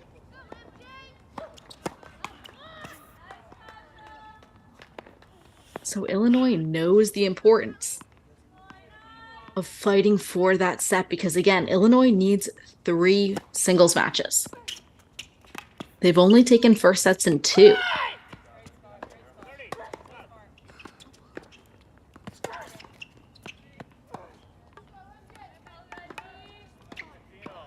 Maryland has first sets on 3 of the singles courts. So again, this Josie Frazier Callista Liu match, so important at the number 4 singles spot. Hey, look, some matches are already done. And these 2 women, it appears with the scoreboard, are still tied at 5 in the first set.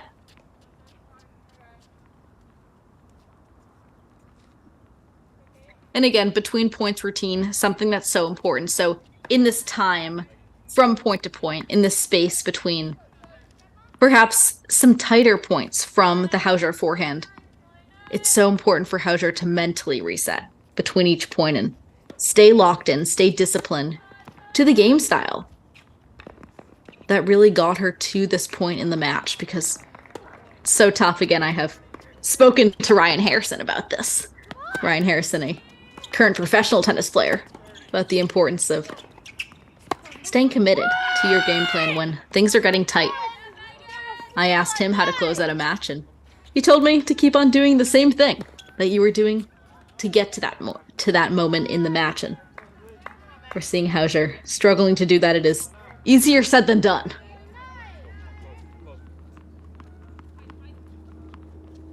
Especially as most of us do not have forehands like Ryan Harrison. As we see Hauser here doing everything she can to convince herself to step into the court.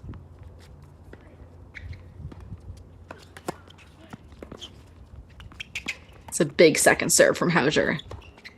A forehand slice. She has to hit 2 overheads in the point. 3 overheads, and it works! 3 overheads for Morgan Hauser to take that point.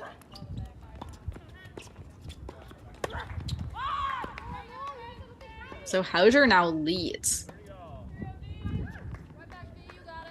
5-4 in this second set. So 6-2, 5-4, and Westhoff, let's hop back to court number 2 as Minorca Miranda is up 4-2 in the second set after dropping the opening set to Ashley Yah. Rather, we do not have a camera currently on 2. Let's go to court number 5 if possible. Court number 5 if we have that camera. And so currently we unfortunately can only bring you a few of these singles matches in action, but of course I will keep you updated with the live scoring as we check out this Trieber-McColgan battle.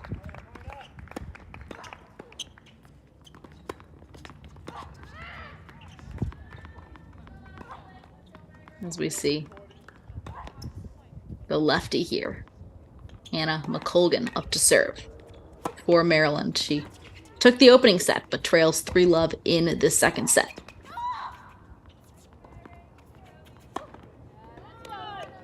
It's an overhead winner for McColgan.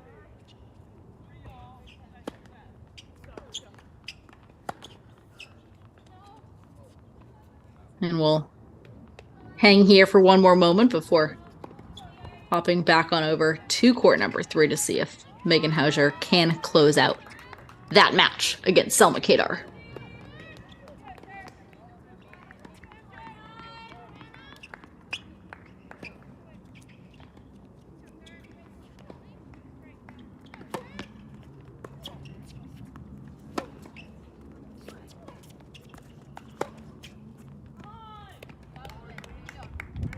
It's a big forehand rip from the lefty.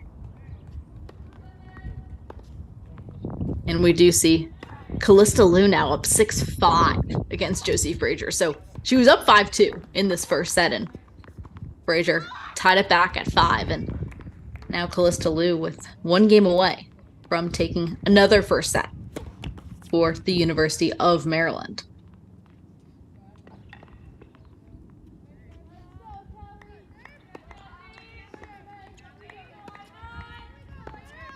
Meanwhile, an update from college tennis to the pros.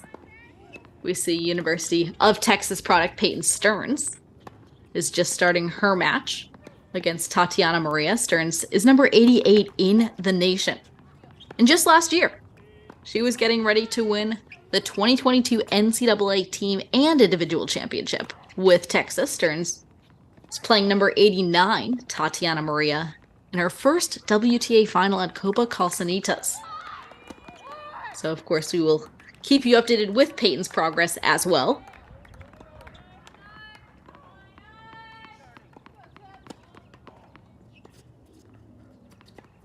And both Alex Gruskin and I have chatted with Peyton Stearns on our podcast. You can check out more about Peyton Stearns on the Cracked Interviews podcast, as well as On the Rise podcast.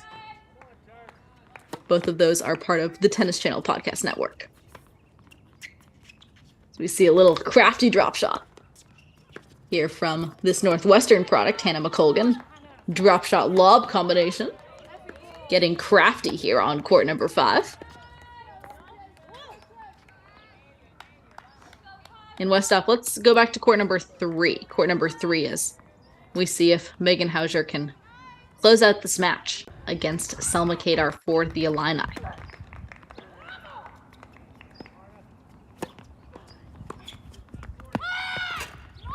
What a backhand rip down the line. Did that close? That did not catch the line. That just sailed wide, as we see. Selma Kadar looking to serve and stay in this match.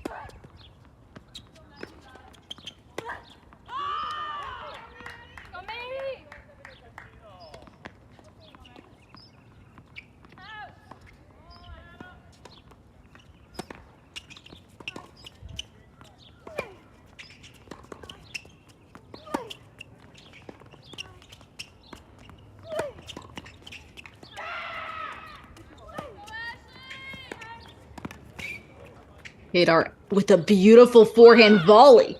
But that was even better. Seems that was out, actually, but a huge attempt. What an attempt from Megan Hauser. But it's 5-all. We play on here on court number 3. Wow, Megan Hauser, I thought that was going to drop in too, but it didn't, just barely. Out, and we continue to play on. Meanwhile, Ashley on court 2. Took the first set 6-4, and she was down 4-1 to Minorca Miranda. She's now almost evened it up. It is 4-3. So we have a number of these singles matches looking like they're going to third sets. Or at least on the pathway. 2 potential third sets here at Maryland. As that forehand sails long off the Kadar racket.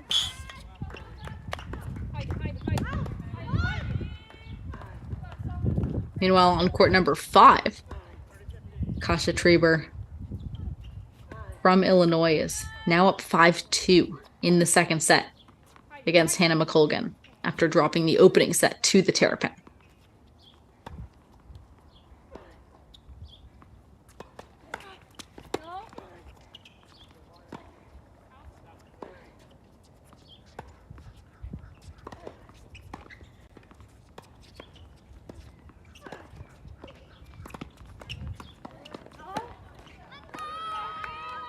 And that is a double fault. And again, when matches are this tight, when the overall team match is this tight, and the individual match is this tight, again, we're tied at 5 here on court number 3 in the second set. It's just vital to stay super committed to your game plan. And whether it be perhaps a more aggressive game plan, like the one of Megan Hauser, where we do see Selma Kadar is a little bit more comfortable playing on defense. Whether it be either of those 2 game plans, just being able to stay mentally disciplined. There's so much training that now goes in the college space and the professional space to staying really mentally trained and mentally primed. And at this point in the season, everyone has a lot of matches under their belt. Again, this is our penultimate Big Ten tennis broadcast. We only have one more. These teams are reaching the end of conference play in this regular season, but becomes even more difficult as these matches wear on throughout the spring season to stay mentally focused. There are a lot of matches that we play in college tennis. As we see, beautiful point there from Megan Hauser, from defense to offense. Hauser finds her way back into the net.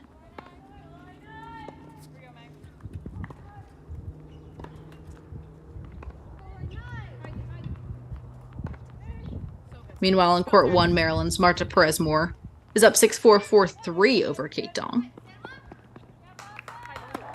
So we will keep our scoreboard updated for you with that as well. But we lock in here to see if Megan Hauser can take a 6-5 lead in this second set after taking the opening set for Illinois.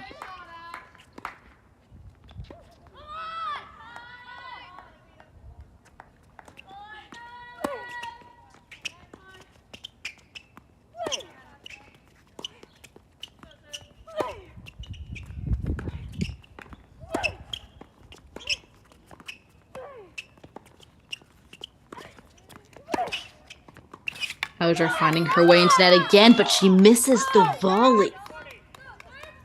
Again, Hauser, that was the right way for Megan Hauser to play that point, but she does miss the volley, and we see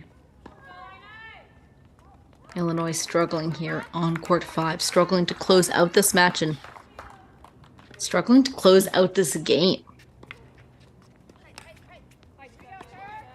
As Selma Kadar has a lot more energy, and we did talk about the physicality of both of these players and the importance of showing positive energy at all points in the match. Of course, all of our coaches preach that. It's so much easier said than done, but we do see Selma Kadar doing a great job of she's bouncing, she's ready, the energy is there from the Terrapin. But Megan Hauser with the serve and volley action. She is playing more aggressive now. Again, Hauser, who was in the lead in the second set, did allow herself to become slightly less aggressive. Her body weight was moving back in the court, but she started to step in. And again, if you have a big first serve, like Megan Hauser, the answer is step in if possible. If you can serve and volley on the court, all the power to you.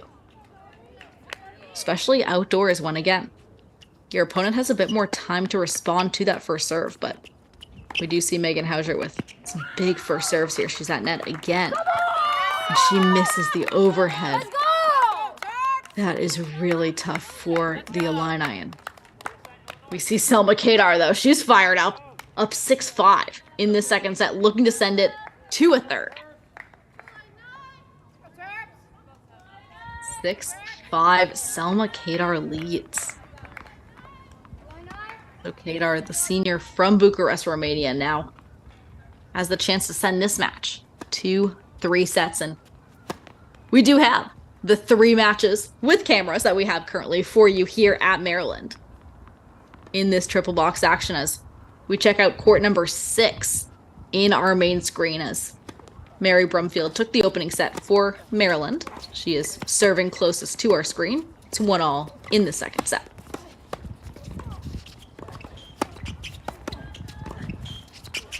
An update for the Terrapins. If you're a Maryland fan, you now have first sets on 4, 5, and 6. Callista Liu takes the first set over Josie Frazier, 7-5. So court 4 finally done with the first set. Most matches are wrapping up or almost going to a third set, and we just have the first set just finishing on court number 4. Again, Maryland needs 4 of these singles matches. And now they have 4 first sets thanks to Callista Liu. So Illinois, all of a sudden, a team that was in the driver's seat, this 34 ranked squad was in the driver's seat, but that is no more. So we see Maryland roaring back on courts where they dropped the first set. As on court number 2, Menorca Miranda dropped the first set 6-4 to 73rd ranked Ashley Yao, but she's up 5-4 in the second set. Meanwhile, again, such a vital game here on court 6 in your big screen as Mary Brumfield up 6-4 and looking to take a 2-1 lead over Violet Martinez in the second set. These first 3 games, so vitally important. to continue to set the tone in this match.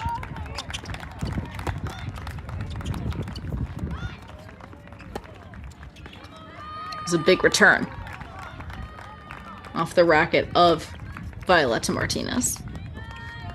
And we did just get a scoreboard update here that Martinez is actually up 4-1. So rather, we're not still the first 3 games of this second set, which I thought would be very long games.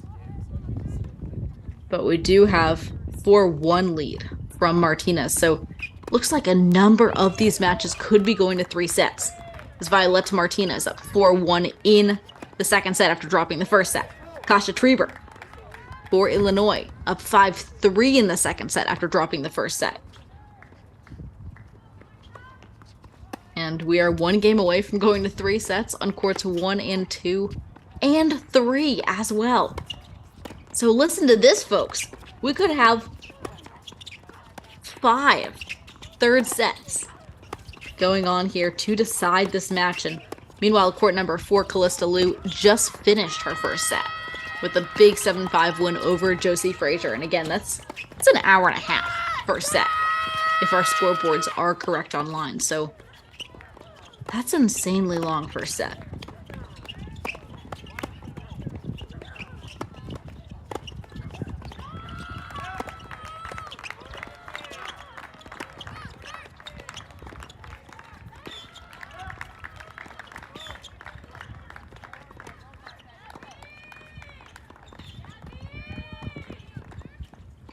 And it does seem that Mary Brumfield may have missed that lob long, as Martinez has really taken control of this second set. And Westhoff, if possible, let's make court number 5 in our big screen. Court number 5, as Kasia Trieber is just 1 game away from sending this match with Hannah McColgan to 3 sets.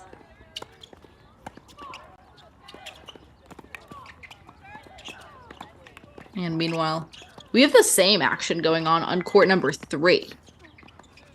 Court number 3. And Westhoff, actually during the changeover, you can make court number 3 our big screen. Let's take a look at court number 3 as we do see Selma Kadar drops the first at 6-2, but is up 6-5 against Megan Hauser, in a match that really Hauser could have closed out had she continued to play that aggressive game style and make her putaways, because we did see Hauser struggling in that 5-all game to put away some overheads, put away some volleys. But credit to Kadar. It's the power of positive body language. We've seen Kadar jumping up and down all throughout the second set, as we see if Hauser can send this second set to a tiebreak.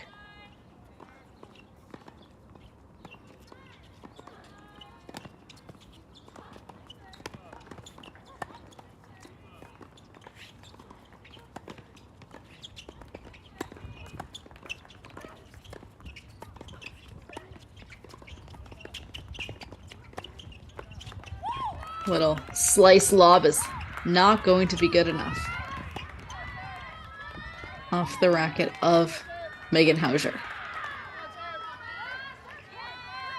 who again has been a bit of a victim to nerves in this second set. And that is the second set. The slice lob was on set point. So we're going to a third set on court number 3. And Westhoff, let's bring back court number 5 to our main screen. Court number 5. As Kasia Trieber is 1 game away from doing the same thing, sending this singles match to a third set. And perhaps that third set has already... Perhaps that second set, rather, has already been won, as we do see a rather long changeover that seems the players are back in action now as we wait for our scoreboard to update.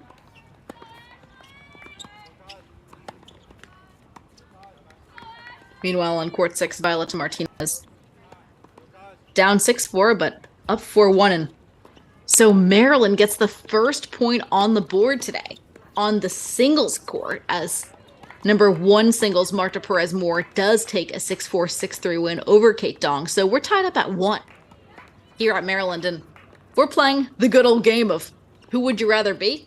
Well, I'm not sure who I would rather be at this point.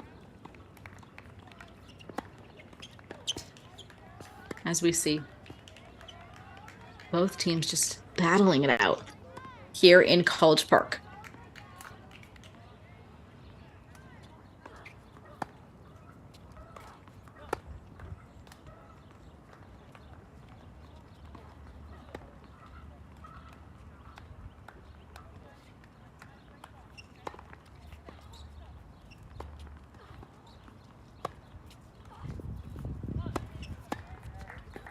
So it's 1-1 overall.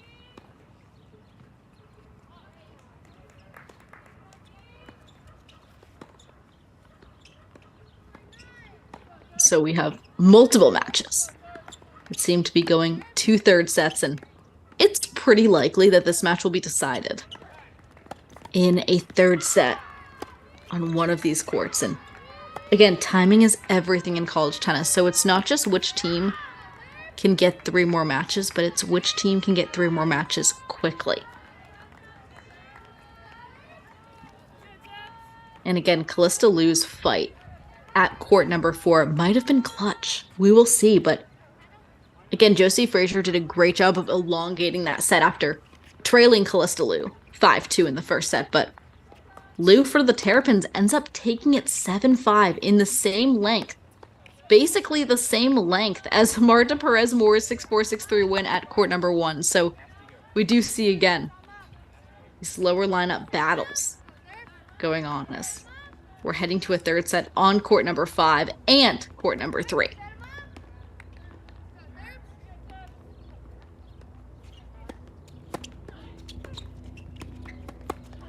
Meanwhile, we would love to have a ton of other Big Ten match action for you as well, but unfortunately, some of these teams do not have their outdoor cameras that are working for us today, and we do see Michigan take a 6-love win over Indiana, and Michigan's number 5 player, Galamesa Chirito, is up 5-4 in the 3rd set against Nicole Teodescu.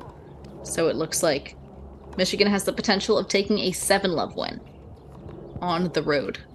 Meanwhile, the Michigan men taking on Ohio State. Ohio State did take the doubles point and unfortunately do not have cameras for us today, but at that match.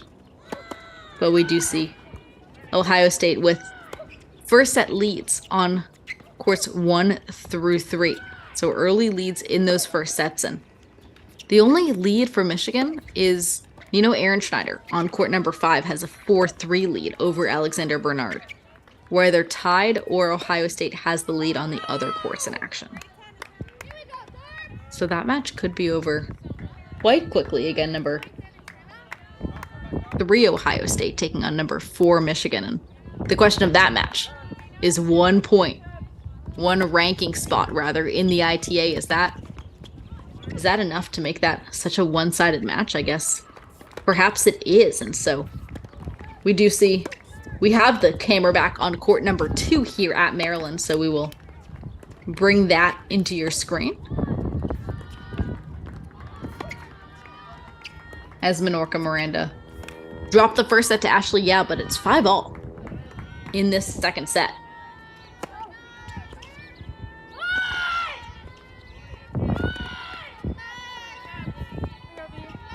Five all in this 2nd set.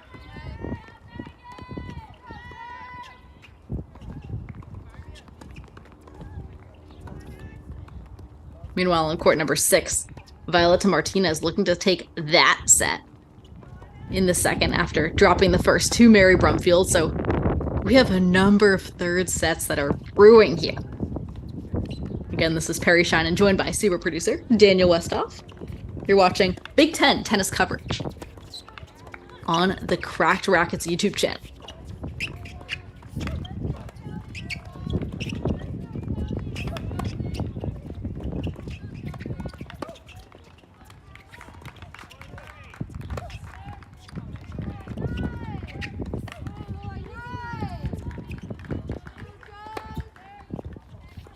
And we see the lefty on our big screen, the Northwestern product, Hannah McColgan, starting out this third set against Kasha Trieber.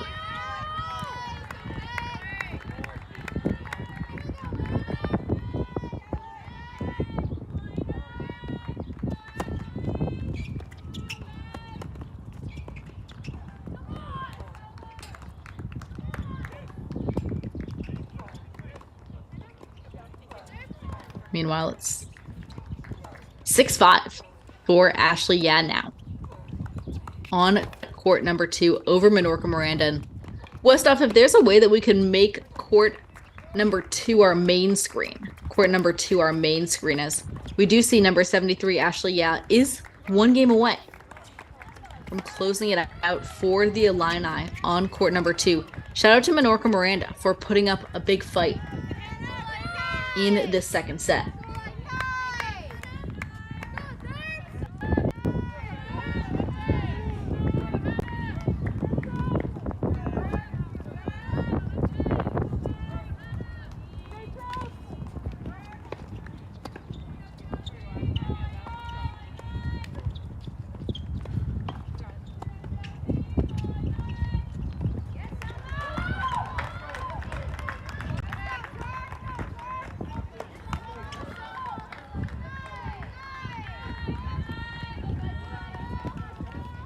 And so we see,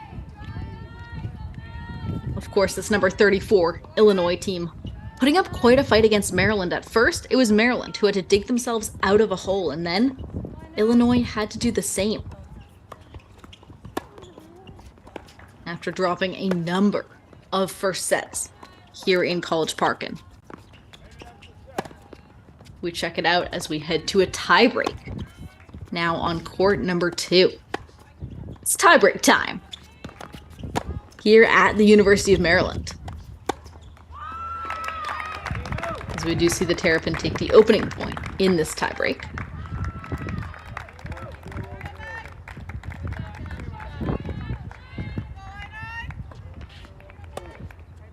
And I'm sure if you're an Illinois fan, you would have wanted this match to be indoors today, as the Illini are very used to playing Big Ten indoor tennis.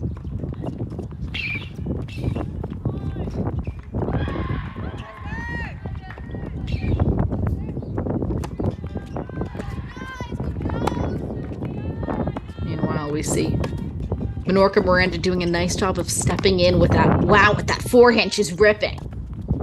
And a dropper. Minorca Miranda takes the opening 2 points of this tiebreak against a ranked opponent in Ashley Yao.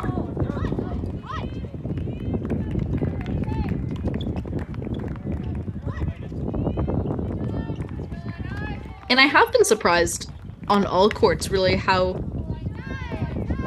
aggressive Maryland has come out, and really how defensively at times this Illinois team has responded. And I'm sure that Illinois, again, a team that would be a lot more comfortable playing both at home and indoors. It seems Illinois has been a bit out of its element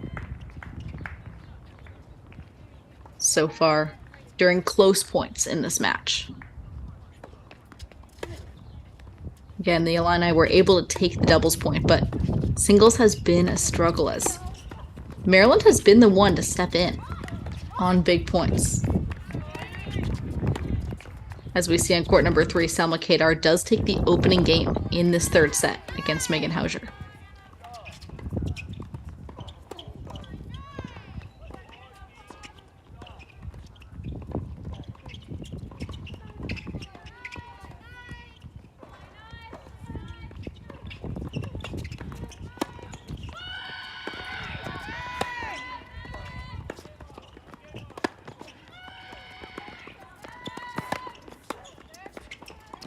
Minorca Miranda, it's just too aggressive here on court number 2, and if you're head coach Katie Doherty, you'd love to see it for Maryland. Again, Minorca Miranda really playing an aggressive style throughout this tiebreak to open it up, and she has been rewarded so far.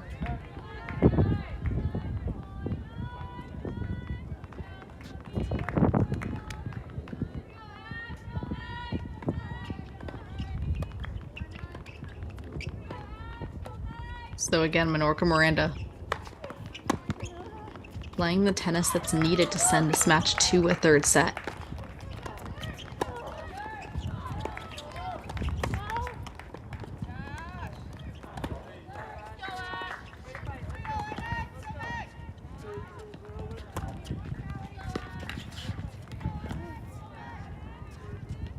Miranda is a junior out of Boca Raton, Florida.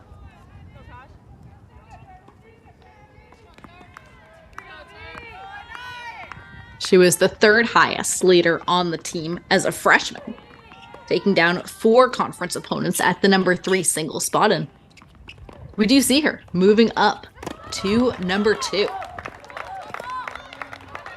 And last season, she did play in spots 1 through 4 throughout the season, so she really hadn't solidified a specific spot for the Terps, besides being in that top 4 part of the lineup, and she won 2 ITF doubles titles, but was ranked as high as 323 in the singles rankings in the ITF.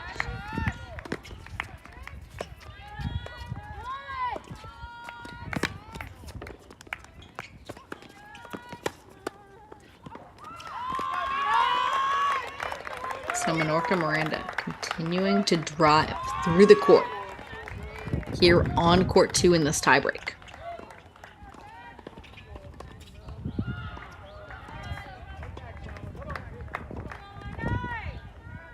Meanwhile, Texas product Peyton Stearns in her first WTA final at the moment at Copa Calcanitas.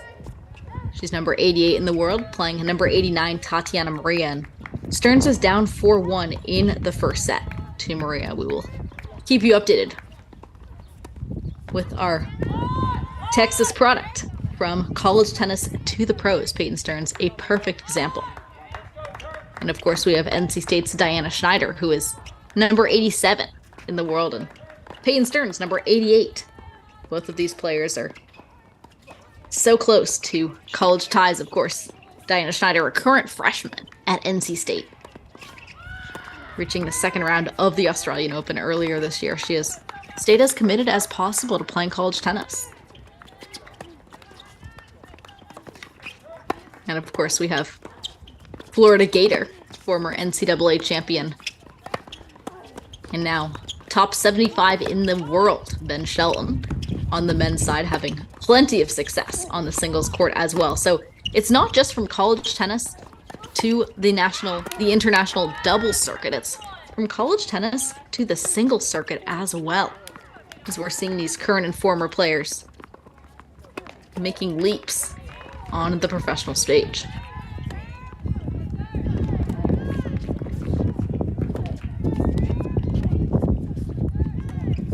And meanwhile, Callista Liu, on court number 4, does have an early 2-love lead in the second set after taking the first set 7-5 over Josie Frazier. So Maryland has the advantage on number 4.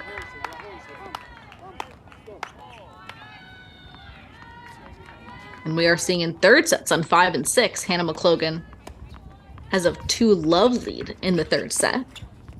Mary Brumfield takes the opening game in the third.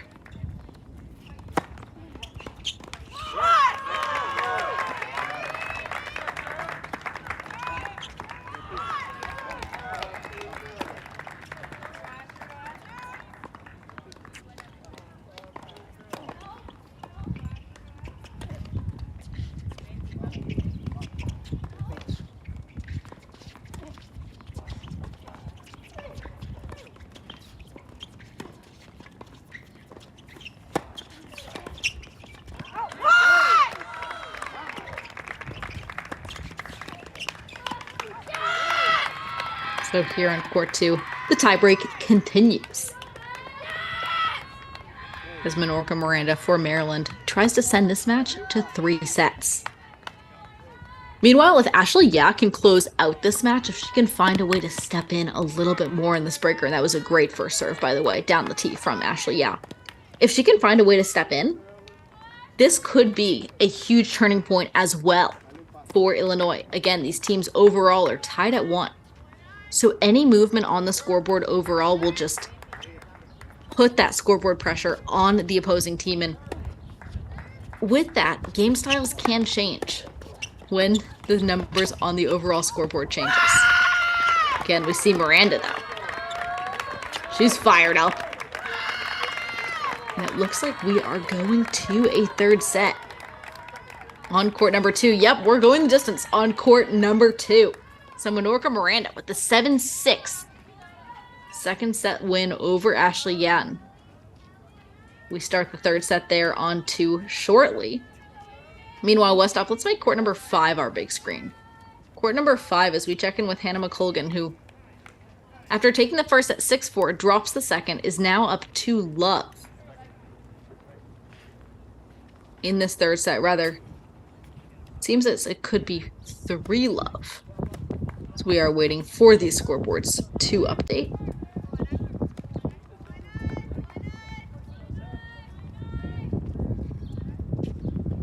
And so Westhoff, let's actually go back to court number 6 if we have that. Court number 6. Let's make that our big screen because Violetta Martinez and Mary Brumfield are now tied at 1 in the third set rather, in these opening games of the third set.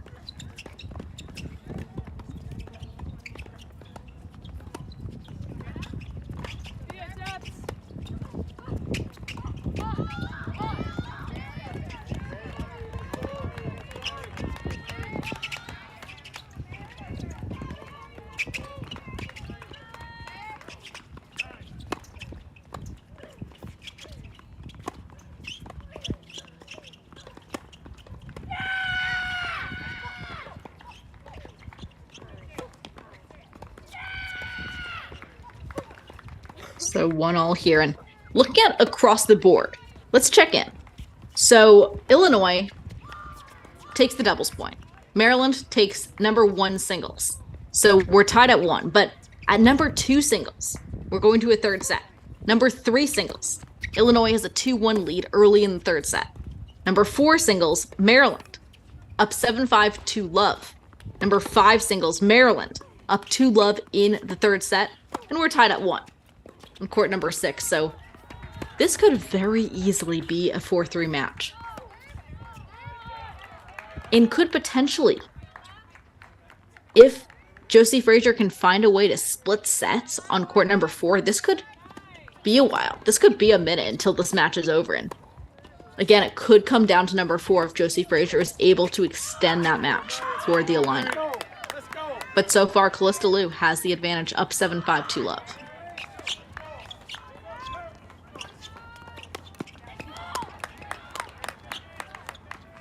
And here on court number 6, we check in with Mary Brumfield and Violetta Martinez as we see who can get the advantage in the third set.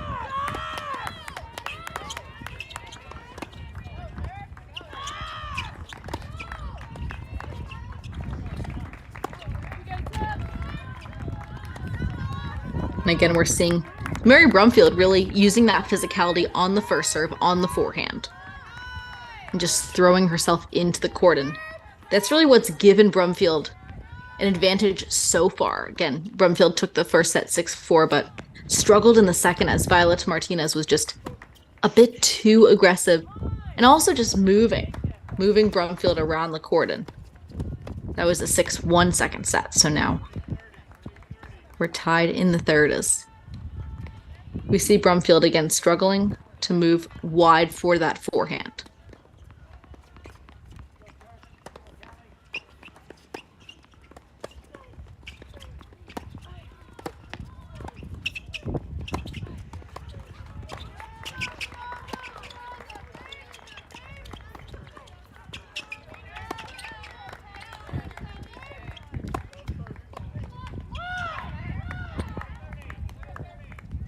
Meanwhile, an update in Michigan-Ohio State men's match, which of course we would love to bring you. but they did not have cameras available for us today. We do see Ohio State taking first sets after taking the doubles points on courts 1, 2, and 5. So Michigan finds themselves fighting an uphill battle. Meanwhile, the Michigan women do take a 7-love win over Indiana.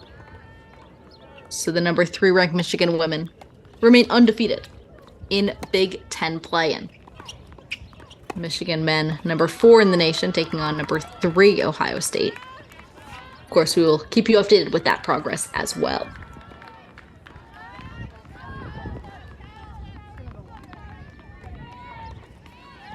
Meanwhile, with Iowa-Ohio State women, Ohio State taking the doubles point, and OSU takes first sets on 5 of the 6 singles courts. So we will keep you updated with that match as well. Again, we would have loved to bring you that match, but the cameras were not functioning for that site as well.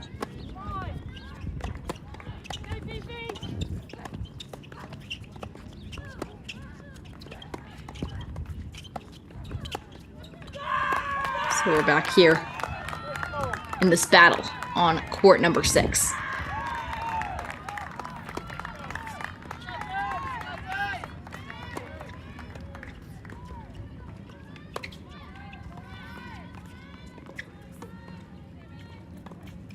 And meanwhile, Westhoff, let's make court number 3. If we have it, court number 3, our main screen. As Megan Hauser and Selma Kadar are now tied at 2 in this third set again. The question for Megan Hauser is, can she continue to step in and have confidence in that aggressive game in the third set? Because we saw some very tight tennis in that second set. And some positivity from Selma Kadar. And the combination of those two things has sent this match to a third set.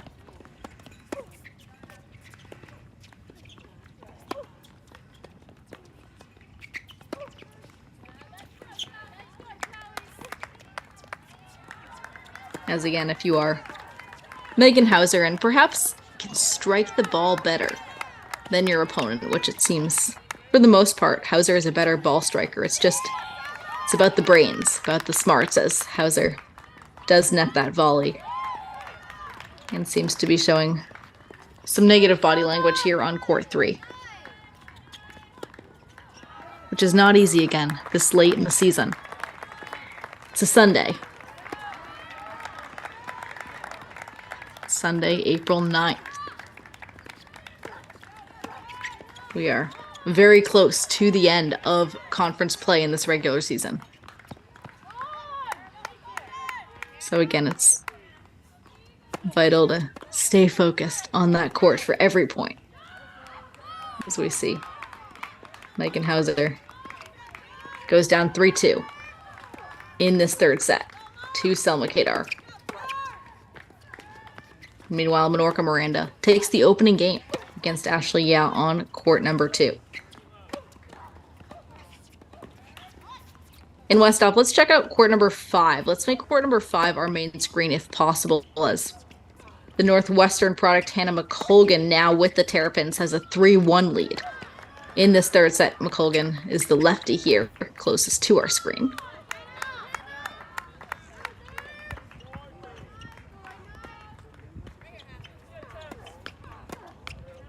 McColgan, a graduate student out of Great Britain.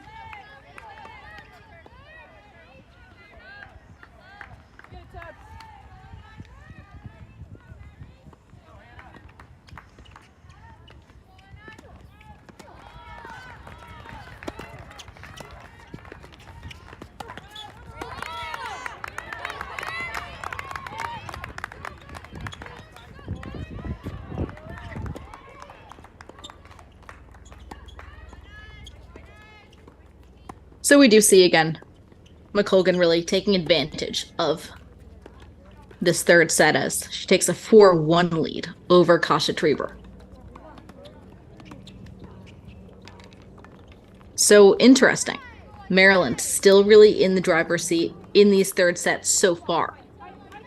Menorca Miranda up 1-love early on court 2. Selma Kadar 3-2. Hannah McColgan 3-1. So that's 3. Maryland needs 3. They're in the lead in the third set on 3 of these courts. Meanwhile, we check in with court number 3. As Selma Kadar up 3-2 now.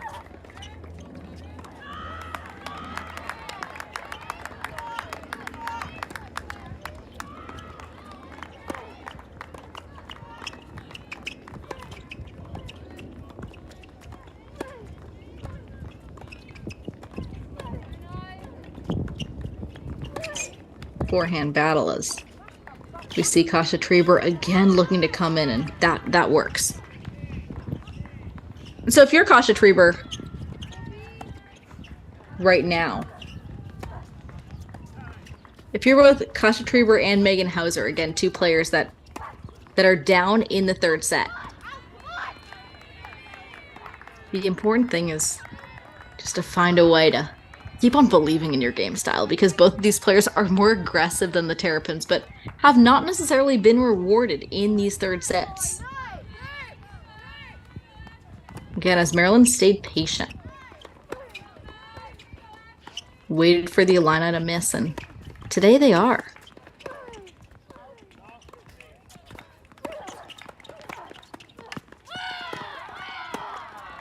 But Megan Hauser is able to close that out at net.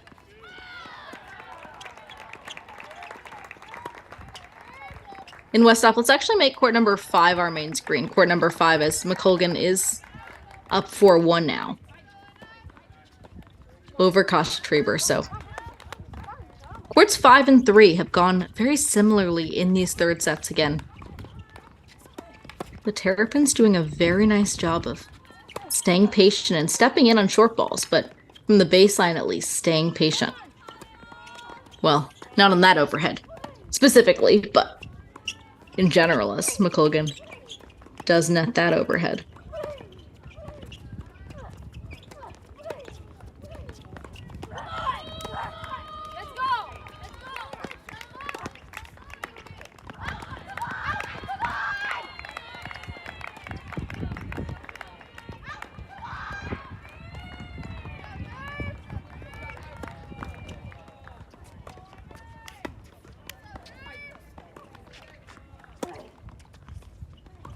Especially Treber playing a lefty like this, she's actually had more time than she probably would have indoors against McColgan, because Treber's been able to just hit a lot of forehands. And again, Kasha Treber loves that forehand, but still has not worked out for her, as McColgan's still up 4-1 in this third set.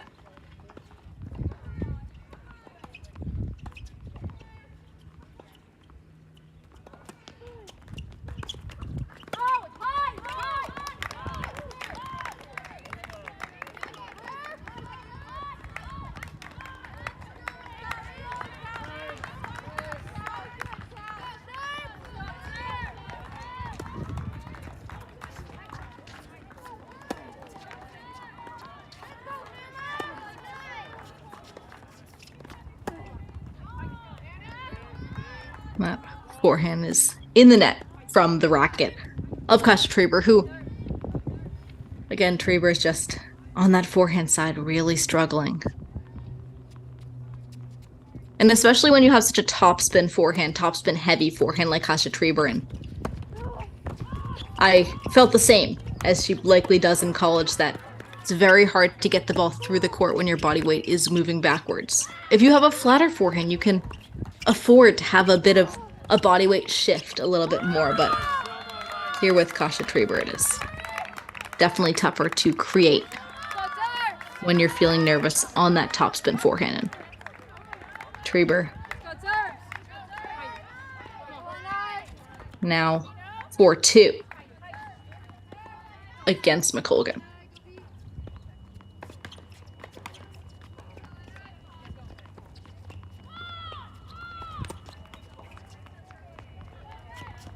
And it's a let, and we play it in. That is unlucky off the racket of Treber.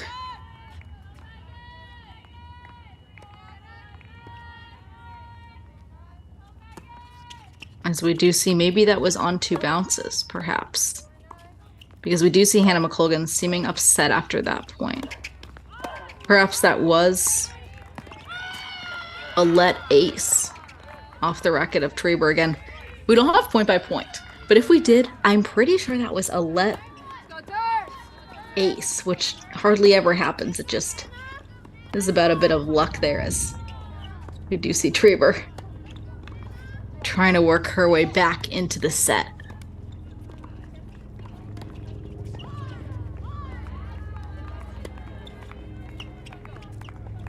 Meanwhile, in court number 2, we're tied at 1 in the 3rd set.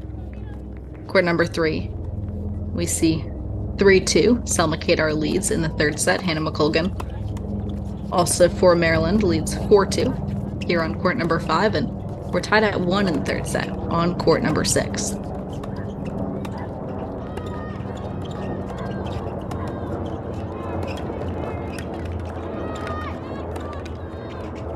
And that let cord falls back the way of Hannah McColgan.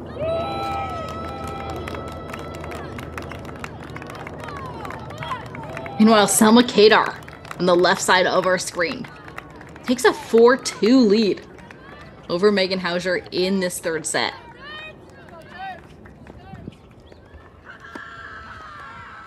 So again, Maryland with the underdog mentality at home in this back and forth battle.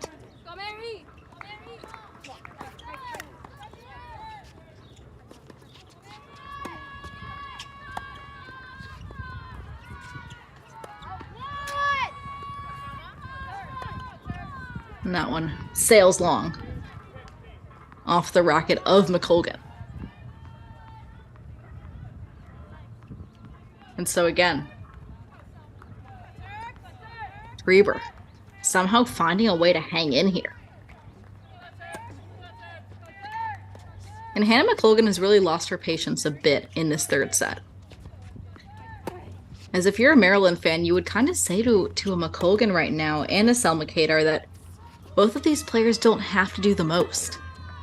From the baseline, they can stay a bit patient.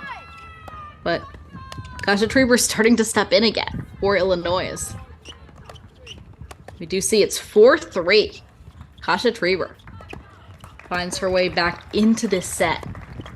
In Westhoff during the changeover, let's make court number 3 our main screen. Court number 3. We can switch 3 and 5 as we see Selma Kadar. Talk about a Maryland Terrapin who could be potentially an MVP of the day. Selma Kadar, who really from an objective point of view likely can't generate the same pace off the baseline that compared to a Megan Hauser, but Kadar's been able to just, through positive body language and really some defensive wheels, it's been able to take the lead in this 3rd set and take the 2nd set 7-5, come back and take the 2nd set, and now up 3-1. Meanwhile, don't forget about court 6 on the left side of your screen as Mary Brumfield for Maryland up 3-1 in this 3rd set. So we see Selma Kadar bouncing up and down. She's ready to go. She's locked in. And once your opponent starts believing, that is 2 times as tough to get back on the offensive side of things. Because again, momentum is everything, especially at this point in the season. We're going to talk about that a lot, but mental and physical fatigue is. It's always tougher to play an opponent who is feeling high on herself, who's feeling like, hey, I've got this. And that's exactly what Selma Kadar is doing right now with her body language. Even when she was losing in the 2nd set, she was still really ready to go, bouncing up and down again. Kadar has played very good defense this match, which is what's given her this lead against Megan Hauser. Now Kadar is bringing Hauser into net and the lob, and Hauser misses another overhead. Oh my goodness, this has been the reason why Hauser has dropped the 2nd set. Was just her transition game letting her down.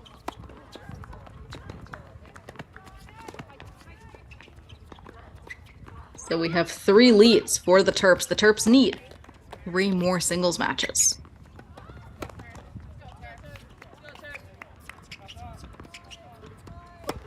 And meanwhile, for Illinois, number 73, Ashley Yaz, up 2-1 in the 3rd set against Minorca Miranda. But again, I think at this point, I know who I'd rather be. Maryland fans, I'd rather be with you right now. Because we do see the Terrapins. 3 third set leads, along with a 2nd set lead from Callista Liu after Liu took the 1st set. That's 4 leads. Maryland only needs 3 out of these 5 remaining singles matches.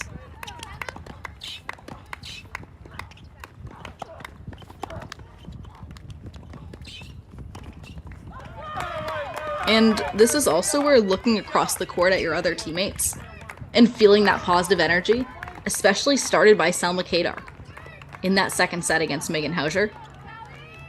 Once one teammate's positive, you can just look around and you feel more confident. Again, looking at your teammates, you feel like the burden and the weight of, that was a great backhand out of the line and great defense, but that just sails wide off the racket of Selma Kadar. But if you're looking around at your teammates and they're positive, you're going to feel positive. You're going to feel like you can split the weight of this match with your teammates. And again, all of these women have been playing a lot of matches together on the doubles and singles court this season. So at this point, on April 9th, these teams have their chemistry set.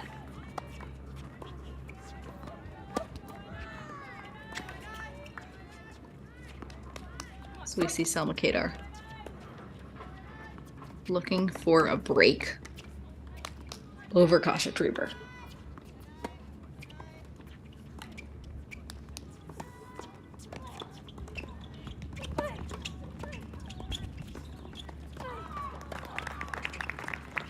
Slice battle. Truber's at net. Selma Kadar misses in the net. Kadar played such great defense to that point.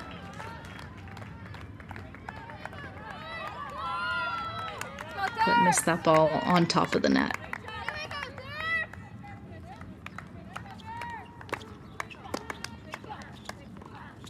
So could Hauser get back in this 3rd set?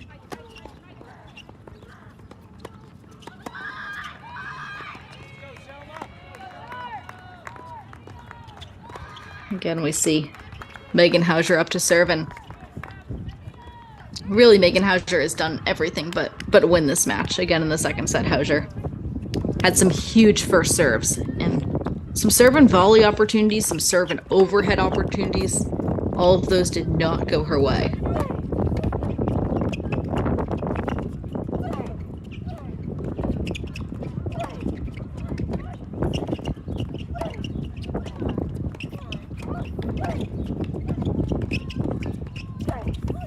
So we're neutral here with some nice deep rally balls here on court 3.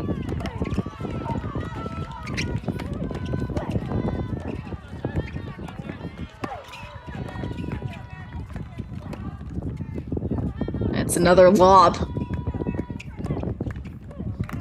And that's huge from Selma Kadar. So we see Megan Hauser's bent over in frustration and probably fatigue. This has been a long match. And Selma Kadar in the driver's seat in this 3rd set. And meanwhile, Hannah McColgan, the lefty for Maryland, also in the driver's seat in the 3rd set. So Selma Kadar, that's 5-2 lead. We're tied at 3 though on court number 6. It's a double fault off the racket of the Terrapin.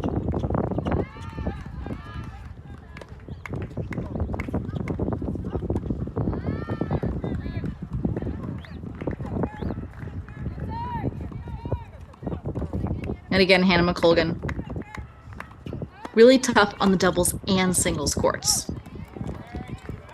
She had a lot of double success with the Wildcats before coming to join the Maryland team.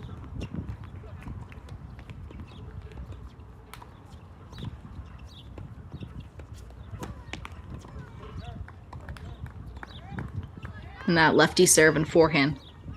Really watch as she's able to pull Kasha Trieber off the court, make her feel uncomfortable. And even though McColgan is not the more aggressive player on this court, on court number 5, she's been able to outsmart Trieber a bit. Again, McColgan is a graduate student, so this is her 5th year of college tennis. McColgan. The huge defense there.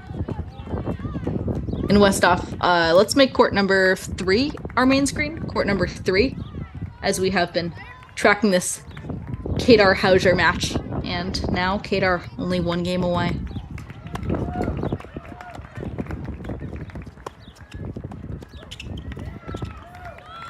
It's a great pass from Selma Kadar again. Not the best approach from Megan Hauser, who rightly so is feeling a bit unsteady about when she should approach, when she should not. Because Megan Hauser is an aggressive player, so that's how she likes to play, but Selma Kadar is so comfortable on the run.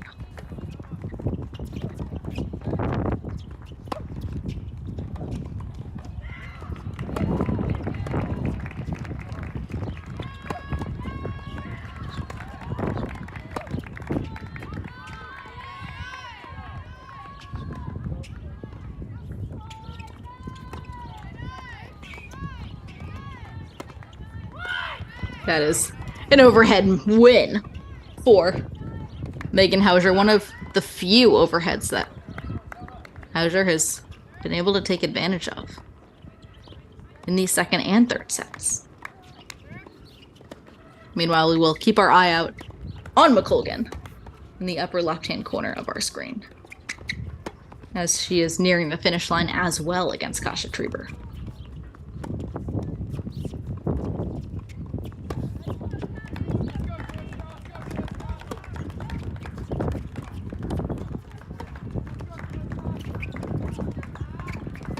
We do see Mary Brumfield in the lower left-hand corner of our screen struggling with her serve a bit.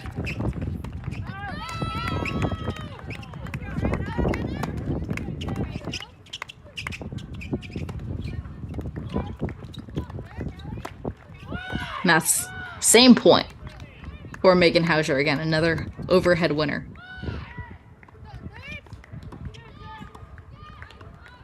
As Kadar has done a really good job, it's 4-all now on the upper left side of our screen. So in 10 minutes, this match could look very different than the current 1-all score line on the upper right-hand corner of our screen. So 3-all in the 3rd, 4-all in the 3rd, 5-2, Kadar leads.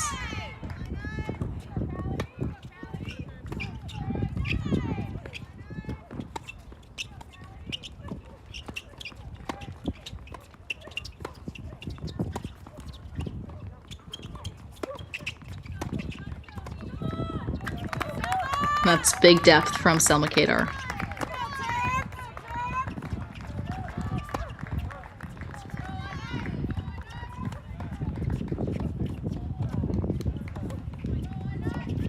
So Selma Kadar just a few points away now. Again, we don't have point by point, but I'm sensing this could be either a 15-40 or 30-all point here for Kadar.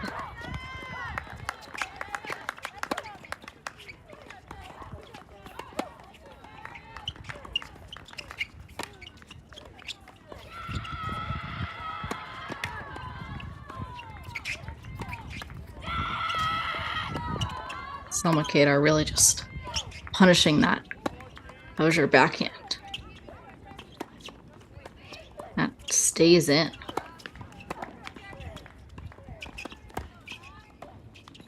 That's out. Selma Kadar. She's a grinder. And grinding with nice deep rally balls as well. Really doing a smart job of not letting Hauser see any forehands right now. been very impressed by the brains of Selma Kadar here on court 3. And again, either 30-40, 40-30, underhand serve. Wow. Selma Kadar looking to mix it up. Usually players in college do that occasionally to mix it up, but on a point this big, that's very surprising in a way. So that is a miss hit off the racket of Kadar.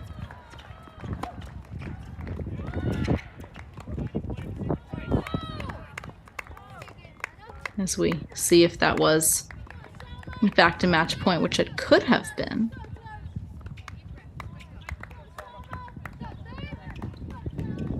Westhoff, let's see that graphic. This is a match point. This is a deuce point match point for Selma Kadar.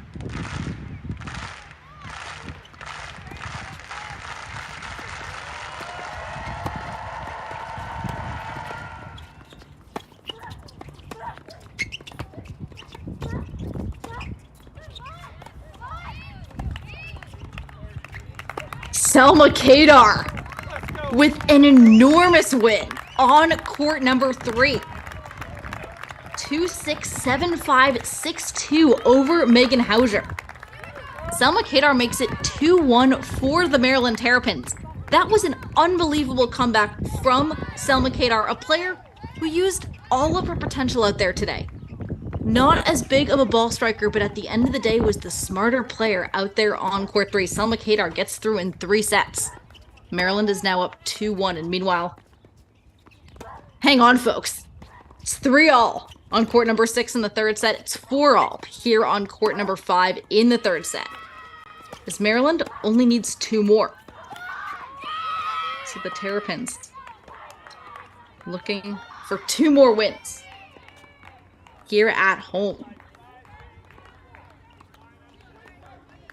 And we do see in the meantime, on court number 2, we're tied at 2 in the 3rd set. And Callista Liu up 3-2 over Josie Frazier in the 2nd set.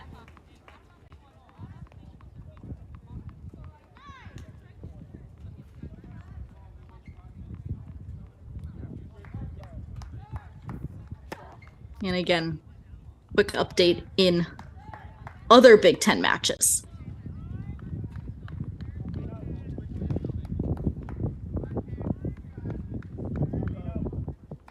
As we check out the Michigan-Ohio State battle. Again, unfortunately, they did not have cameras for us today, but we do see some potential 3rd sets brewing. Michigan is not going anywhere. The number 4 ranked Wolverine men taking on the number 3 ranked Ohio State Buckeyes.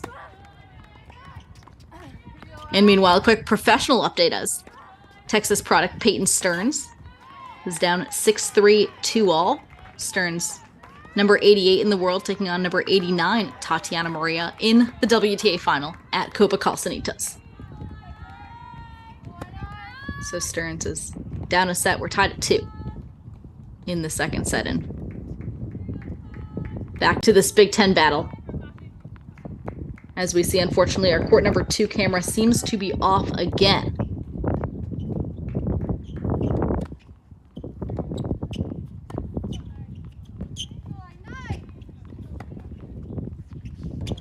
So we will focus here on courts number 5 and 6 again. Maryland only needs 2 more matches.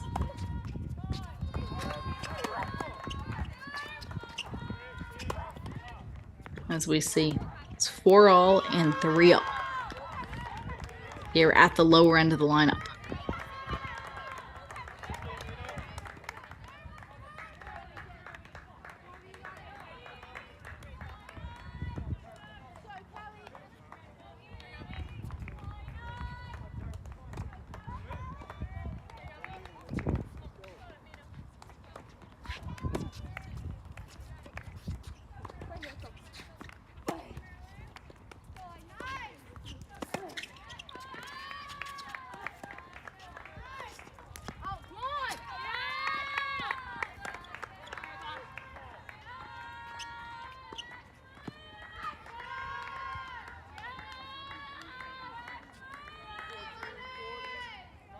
So Violet to Martinez we see.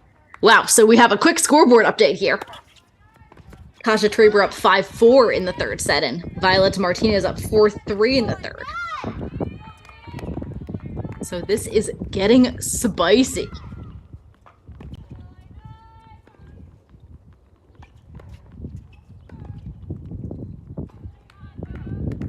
So Illinois again. Illinois needs 3 of these matches, but I would still say that Maryland at the moment in the driver's seat again, because Callista Liu at court number 4 has a 7-5, 3-2 advantage. And it is tied at 2 in the third set on court number 2. But with these scoreboard updates, we can now take a look at these Illini, who have found a way to get back on top here in these third sets.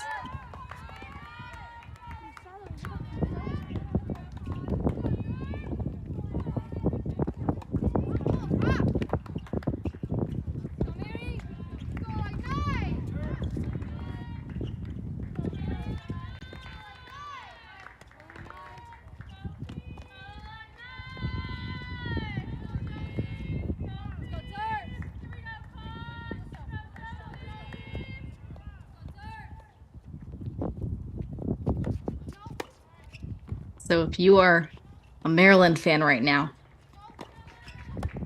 Terrapins don't necessarily need both of these wins, but that would be the simplest pathway. 2-4, 4 to the Terps. But Illinois not making it easy. Again, this would be a huge upset for Maryland. Maryland, a team that's 3-3 in Big Ten play. Number 56 in the nation.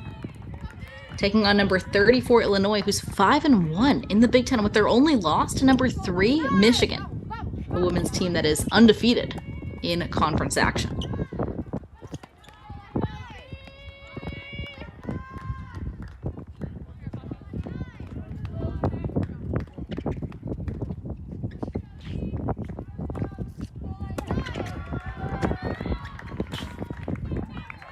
And we see Terps getting rewarded with the aggression on court number 5 as Hannah McColgan is attacking the net there on court 5.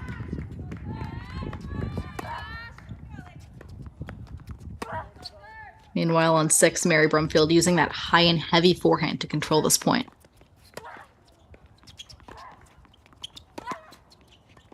She's ripping. Mary Brumfield is locked in.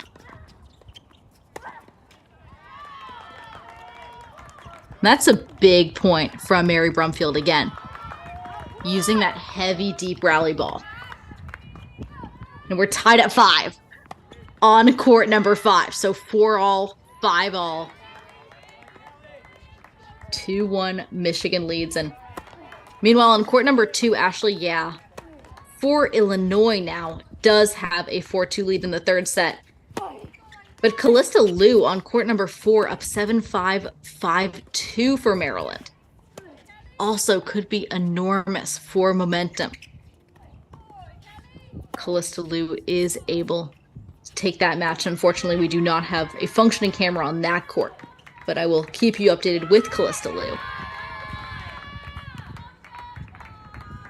And especially when you're tied in 2 third sets, 5-all, 4-all, courts 5 and 6 again. These players really relying on each other's energy. This match, nearly 3.5 hours in. This has not disappointed for crack tennis fans. Again, this is Perry Shine and joined by super producer Daniel Westhoff. You're watching the second to last Big Ten tennis broadcast on the Cracked Racquets YouTube channel in this 2023 regular season.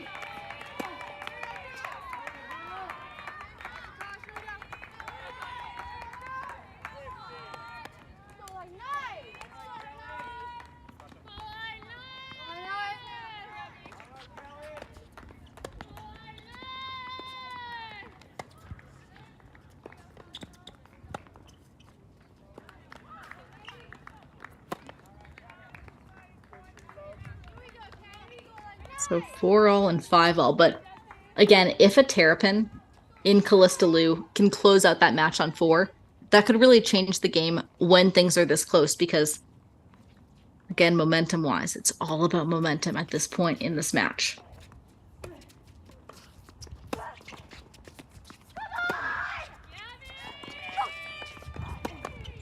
And we're seeing McColgan try to open up the court with that lefty forehand on the left side of our screen.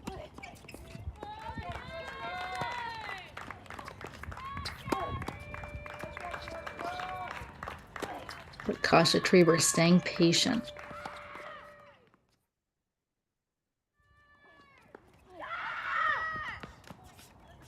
So we do see that lob falls in off the racket of McColgan. McColgan coming into net and finishing with a backhand. Huge swing volley. Backhand swing volley down the line. One of the hardest shots in this sport.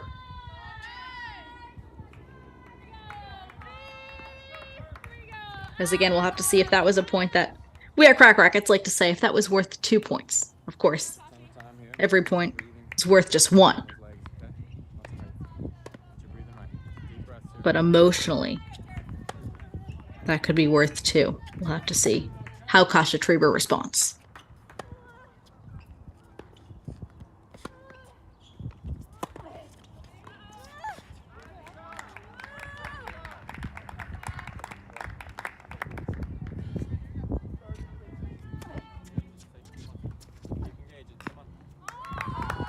Nice little drop shot from Hannah McColgan.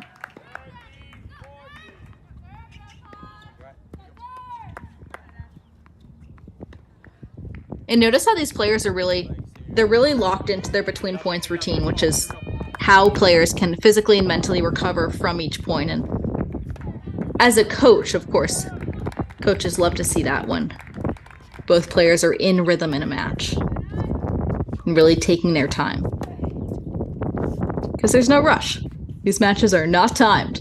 Again, almost 3.5 hours into this battle. And that sails long off the racket of McColgan.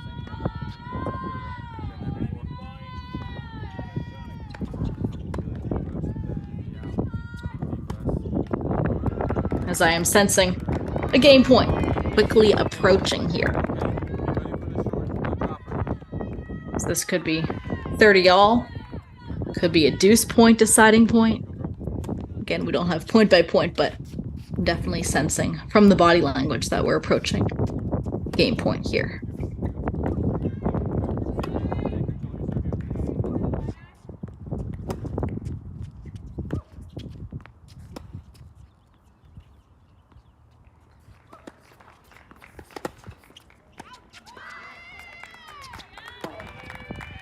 McColgan. Nice depth and height from both players.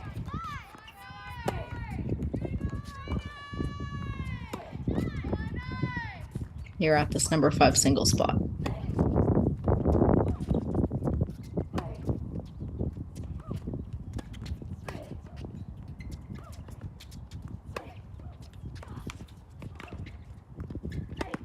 And McColgan just looking for any advantage, and she's at net.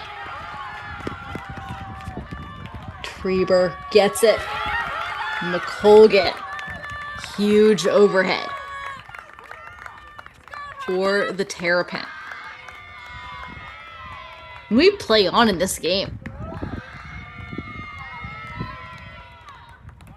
Rather, that was game point.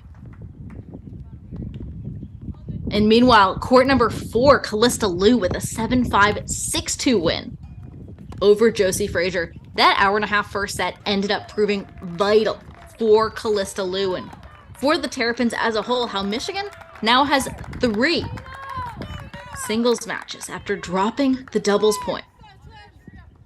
Meanwhile, in court 2, Ashley is up 5-2 in this third set against Minorca Miranda. But at the bottom of the lineup, it is anybody's match as we wait for the scoreboards to update, of course, to confirm how these players are doing. And Texas product Peyton Stearns. Talk about third sets. This is Sunday full of third sets. Peyton Stearns up 4-2 in the second set against Tatiana Maria. The Texas product playing in the finals of the WTA 250 at Copa Calcinitas. Her first WTA final. I was going to say she's a fighter playing in the final. Peyton Stearns, the 2022 NCAA team and individual champion out of the University of Texas again. You can hear more about her story, both on the Cracked Interviews podcast and on the Rise podcast, both Tennis Channel podcast, celebrating women's college tennis, and Cracked Interviews a ton of men's players as well as coaches. You can find it all wherever you get your podcasts.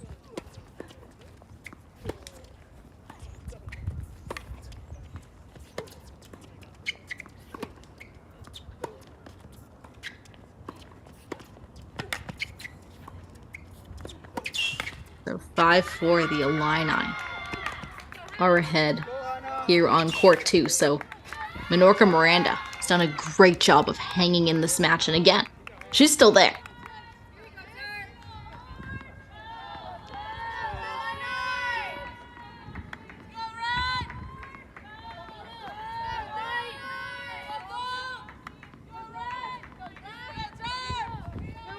So we are waiting for the scoreboard to update on court number 5. Perhaps Hannah McColgan is looking to serve it out against Kasia Trever. That's my intuition. Yes, she is. Okay.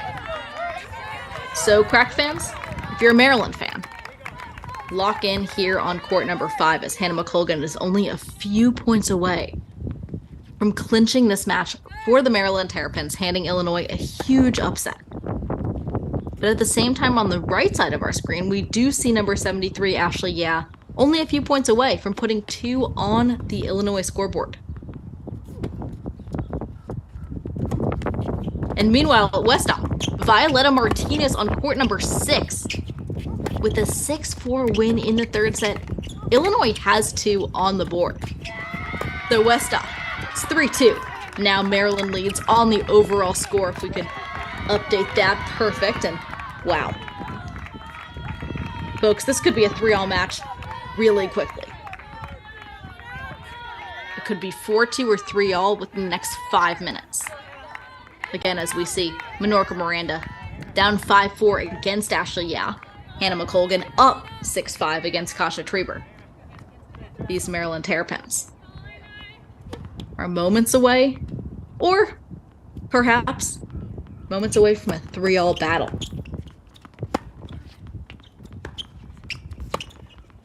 But Illinois needs to get a point on the board in order to make this a 3-all battle. And we're seeing Minorca Miranda doing a great job of hanging in there on court number 2 on the right side of our screen. But looking here at the left side of our screen, the lefty Hannah McColgan, a graduate of Northwestern University in her graduate year. And is that the clinch? I guess McColgan was told it was not.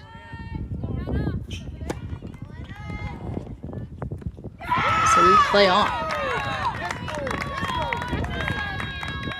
We play on, but these 2 remaining courts, we are in the witching hour here as Hannah McColgan is looking to serve it out to clinch for the number 56 ranked Maryland.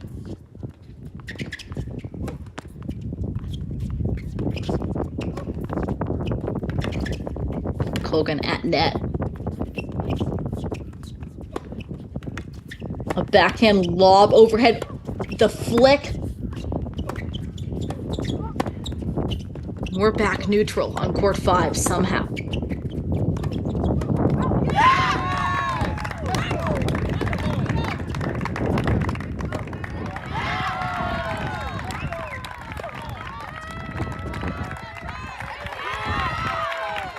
That's a clinch.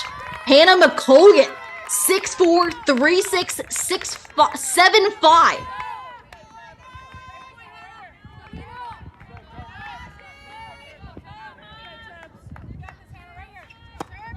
Rather, we play on. We play on. That was a false alarm. We were just getting warmed up for a potential clinch. Warmed up. That was our warm-up. Hannah McColgan, still up 6-5.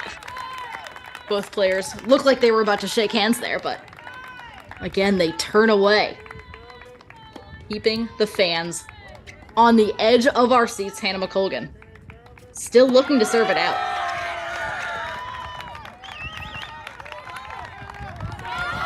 And that lob is long.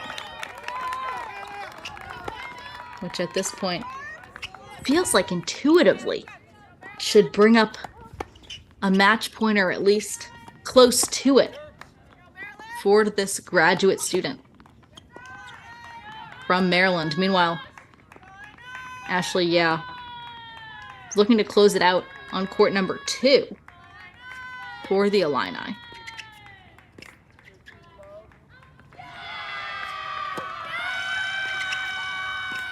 McColgan with the serve and volley.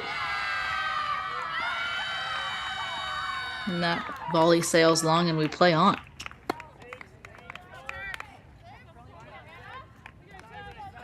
And it looks like we are going to a tiebreak on court number 5, as we did see McColgan hand the ball over to Kasha Trieber.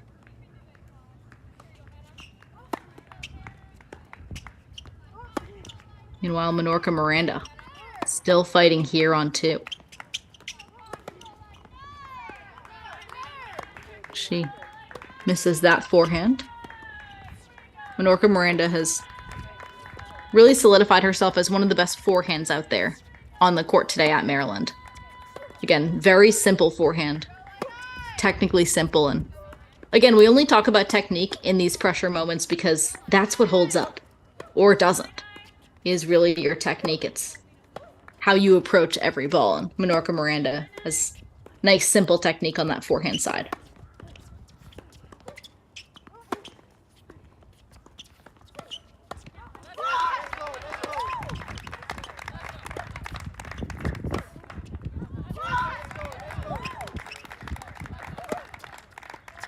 Meanwhile, we check out this first point in what we believe is a tiebreak here on court number 5 on the left side of our screen. It's a grind. This is a grind, folks.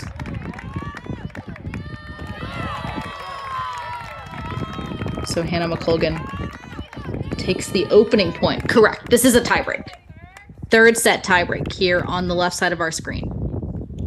Hannah McColgan up 1-love.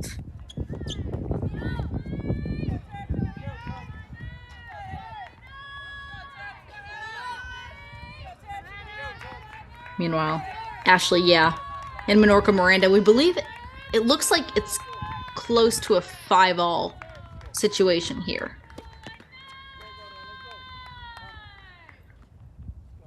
Here on 2.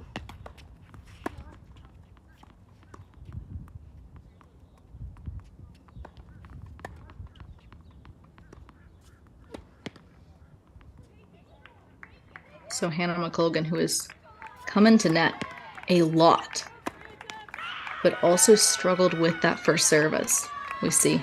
It's now 1-all. In this third set tiebreak that could likely decide the outcome of this match. And we wait, meanwhile, on the right side of our screen to see who is up 6-5 in the third.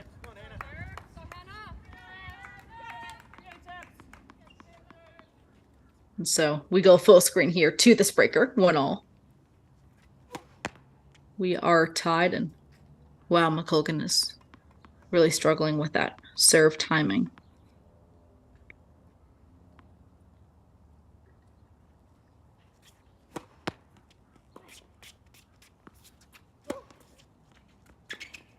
As we see an approach, McColgan at net again. But that approach was not good enough, and Kasha Trieber now up 2-1.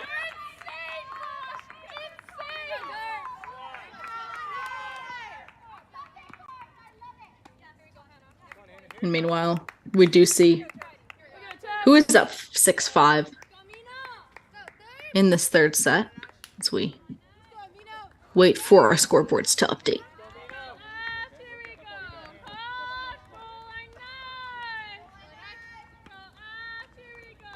And quick shout out to Texas product Peyton Stearns. It's now a third set. So a third set will also decide if our former 2022 NCAA singles champion Peyton Stearns will win her first WTA title. That will come down to a third set at Copa Calcinitas. We will keep you updated with that as well.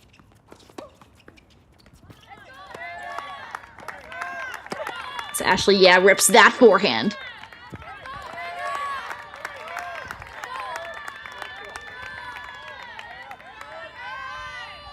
Against Menorca Miranda, and again, we are waiting for our scoreboards to update. Meanwhile, on the left side of our screen, we play on.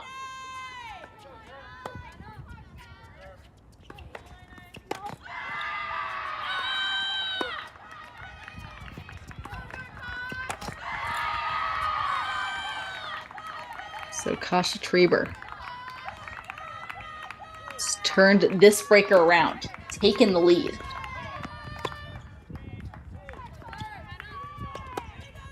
Against Hannah McLogan.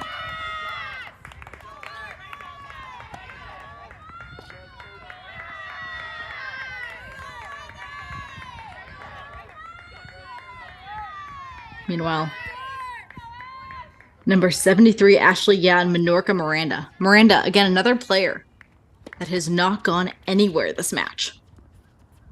She is stuck in there, stayed tough against a ranked opponent. It's Menorca Miranda with nice depth there. Takes that point. Meanwhile, Hannah McLogan struggling here on court 5.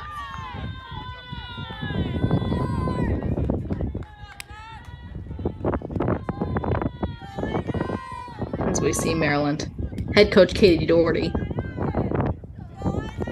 giving her some advice, and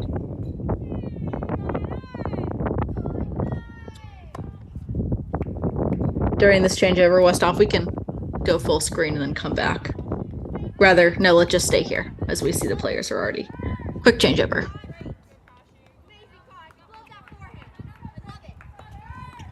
And we would love to see the updated score as soon as these schools are able to update the scoring for us. As we see here on court 2, we are still figuring out who is serving out this match, or looking to serve out this match, rather.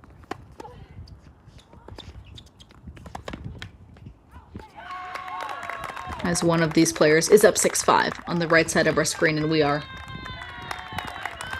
Seems that Hannah McLogan is down 4-2 in this breaker on the left side of our screen to Kasha Treber.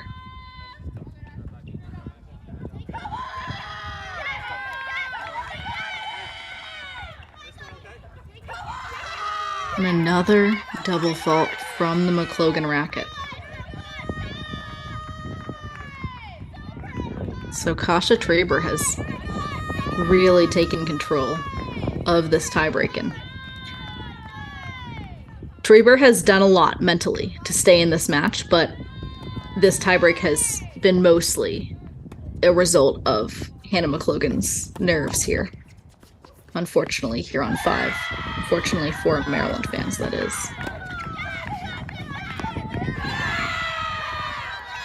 And that is another volley miss from the racket of McLogan, setting up a match point. Westhoff, could we see that match point graphic for Kasha Treber?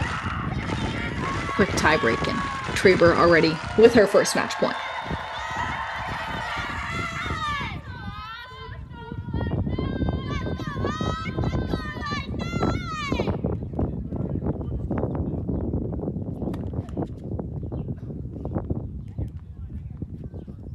So meanwhile, it seems as if Menorca Miranda and Ashley will be the two women who will potentially decide the outcome of this match.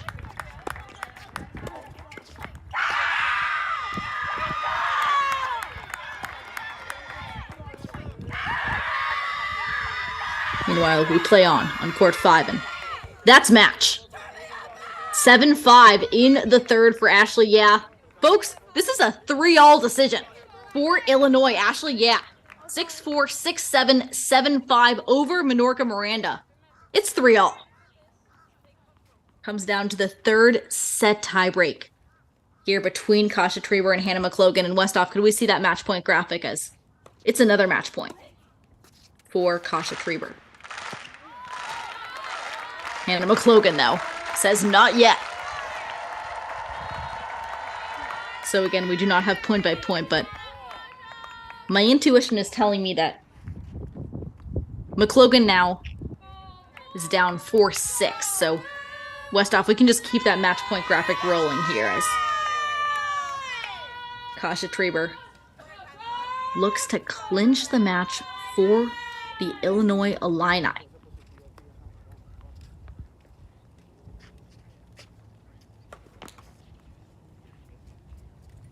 Second serve for McLogan.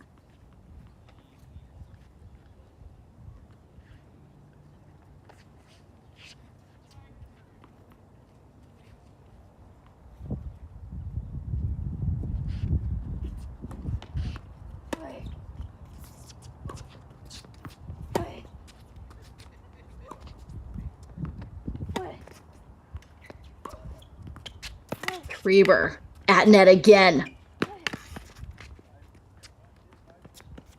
And that's in from Kasha Treber. We play on. Little slice battle going on.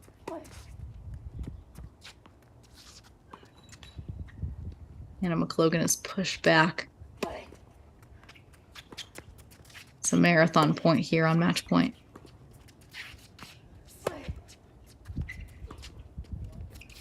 It's a slice battle. Kasha Treber clinches the match for the Illinois Illini. 4-6, 6-3, 7-5 over Hannah McLogan. Kasha Treber is the GOAT for the Illinois Illini as she finds a way. 7-6 in the third set over Hannah McLogan. The Illinois Illini, ranked 34 in the nation, are now 6-1 in Big Ten play, with a huge victory over 56th-ranked Maryland. And Illinois, in a match where Illinois had a million reasons to lose that match, somehow finds a way.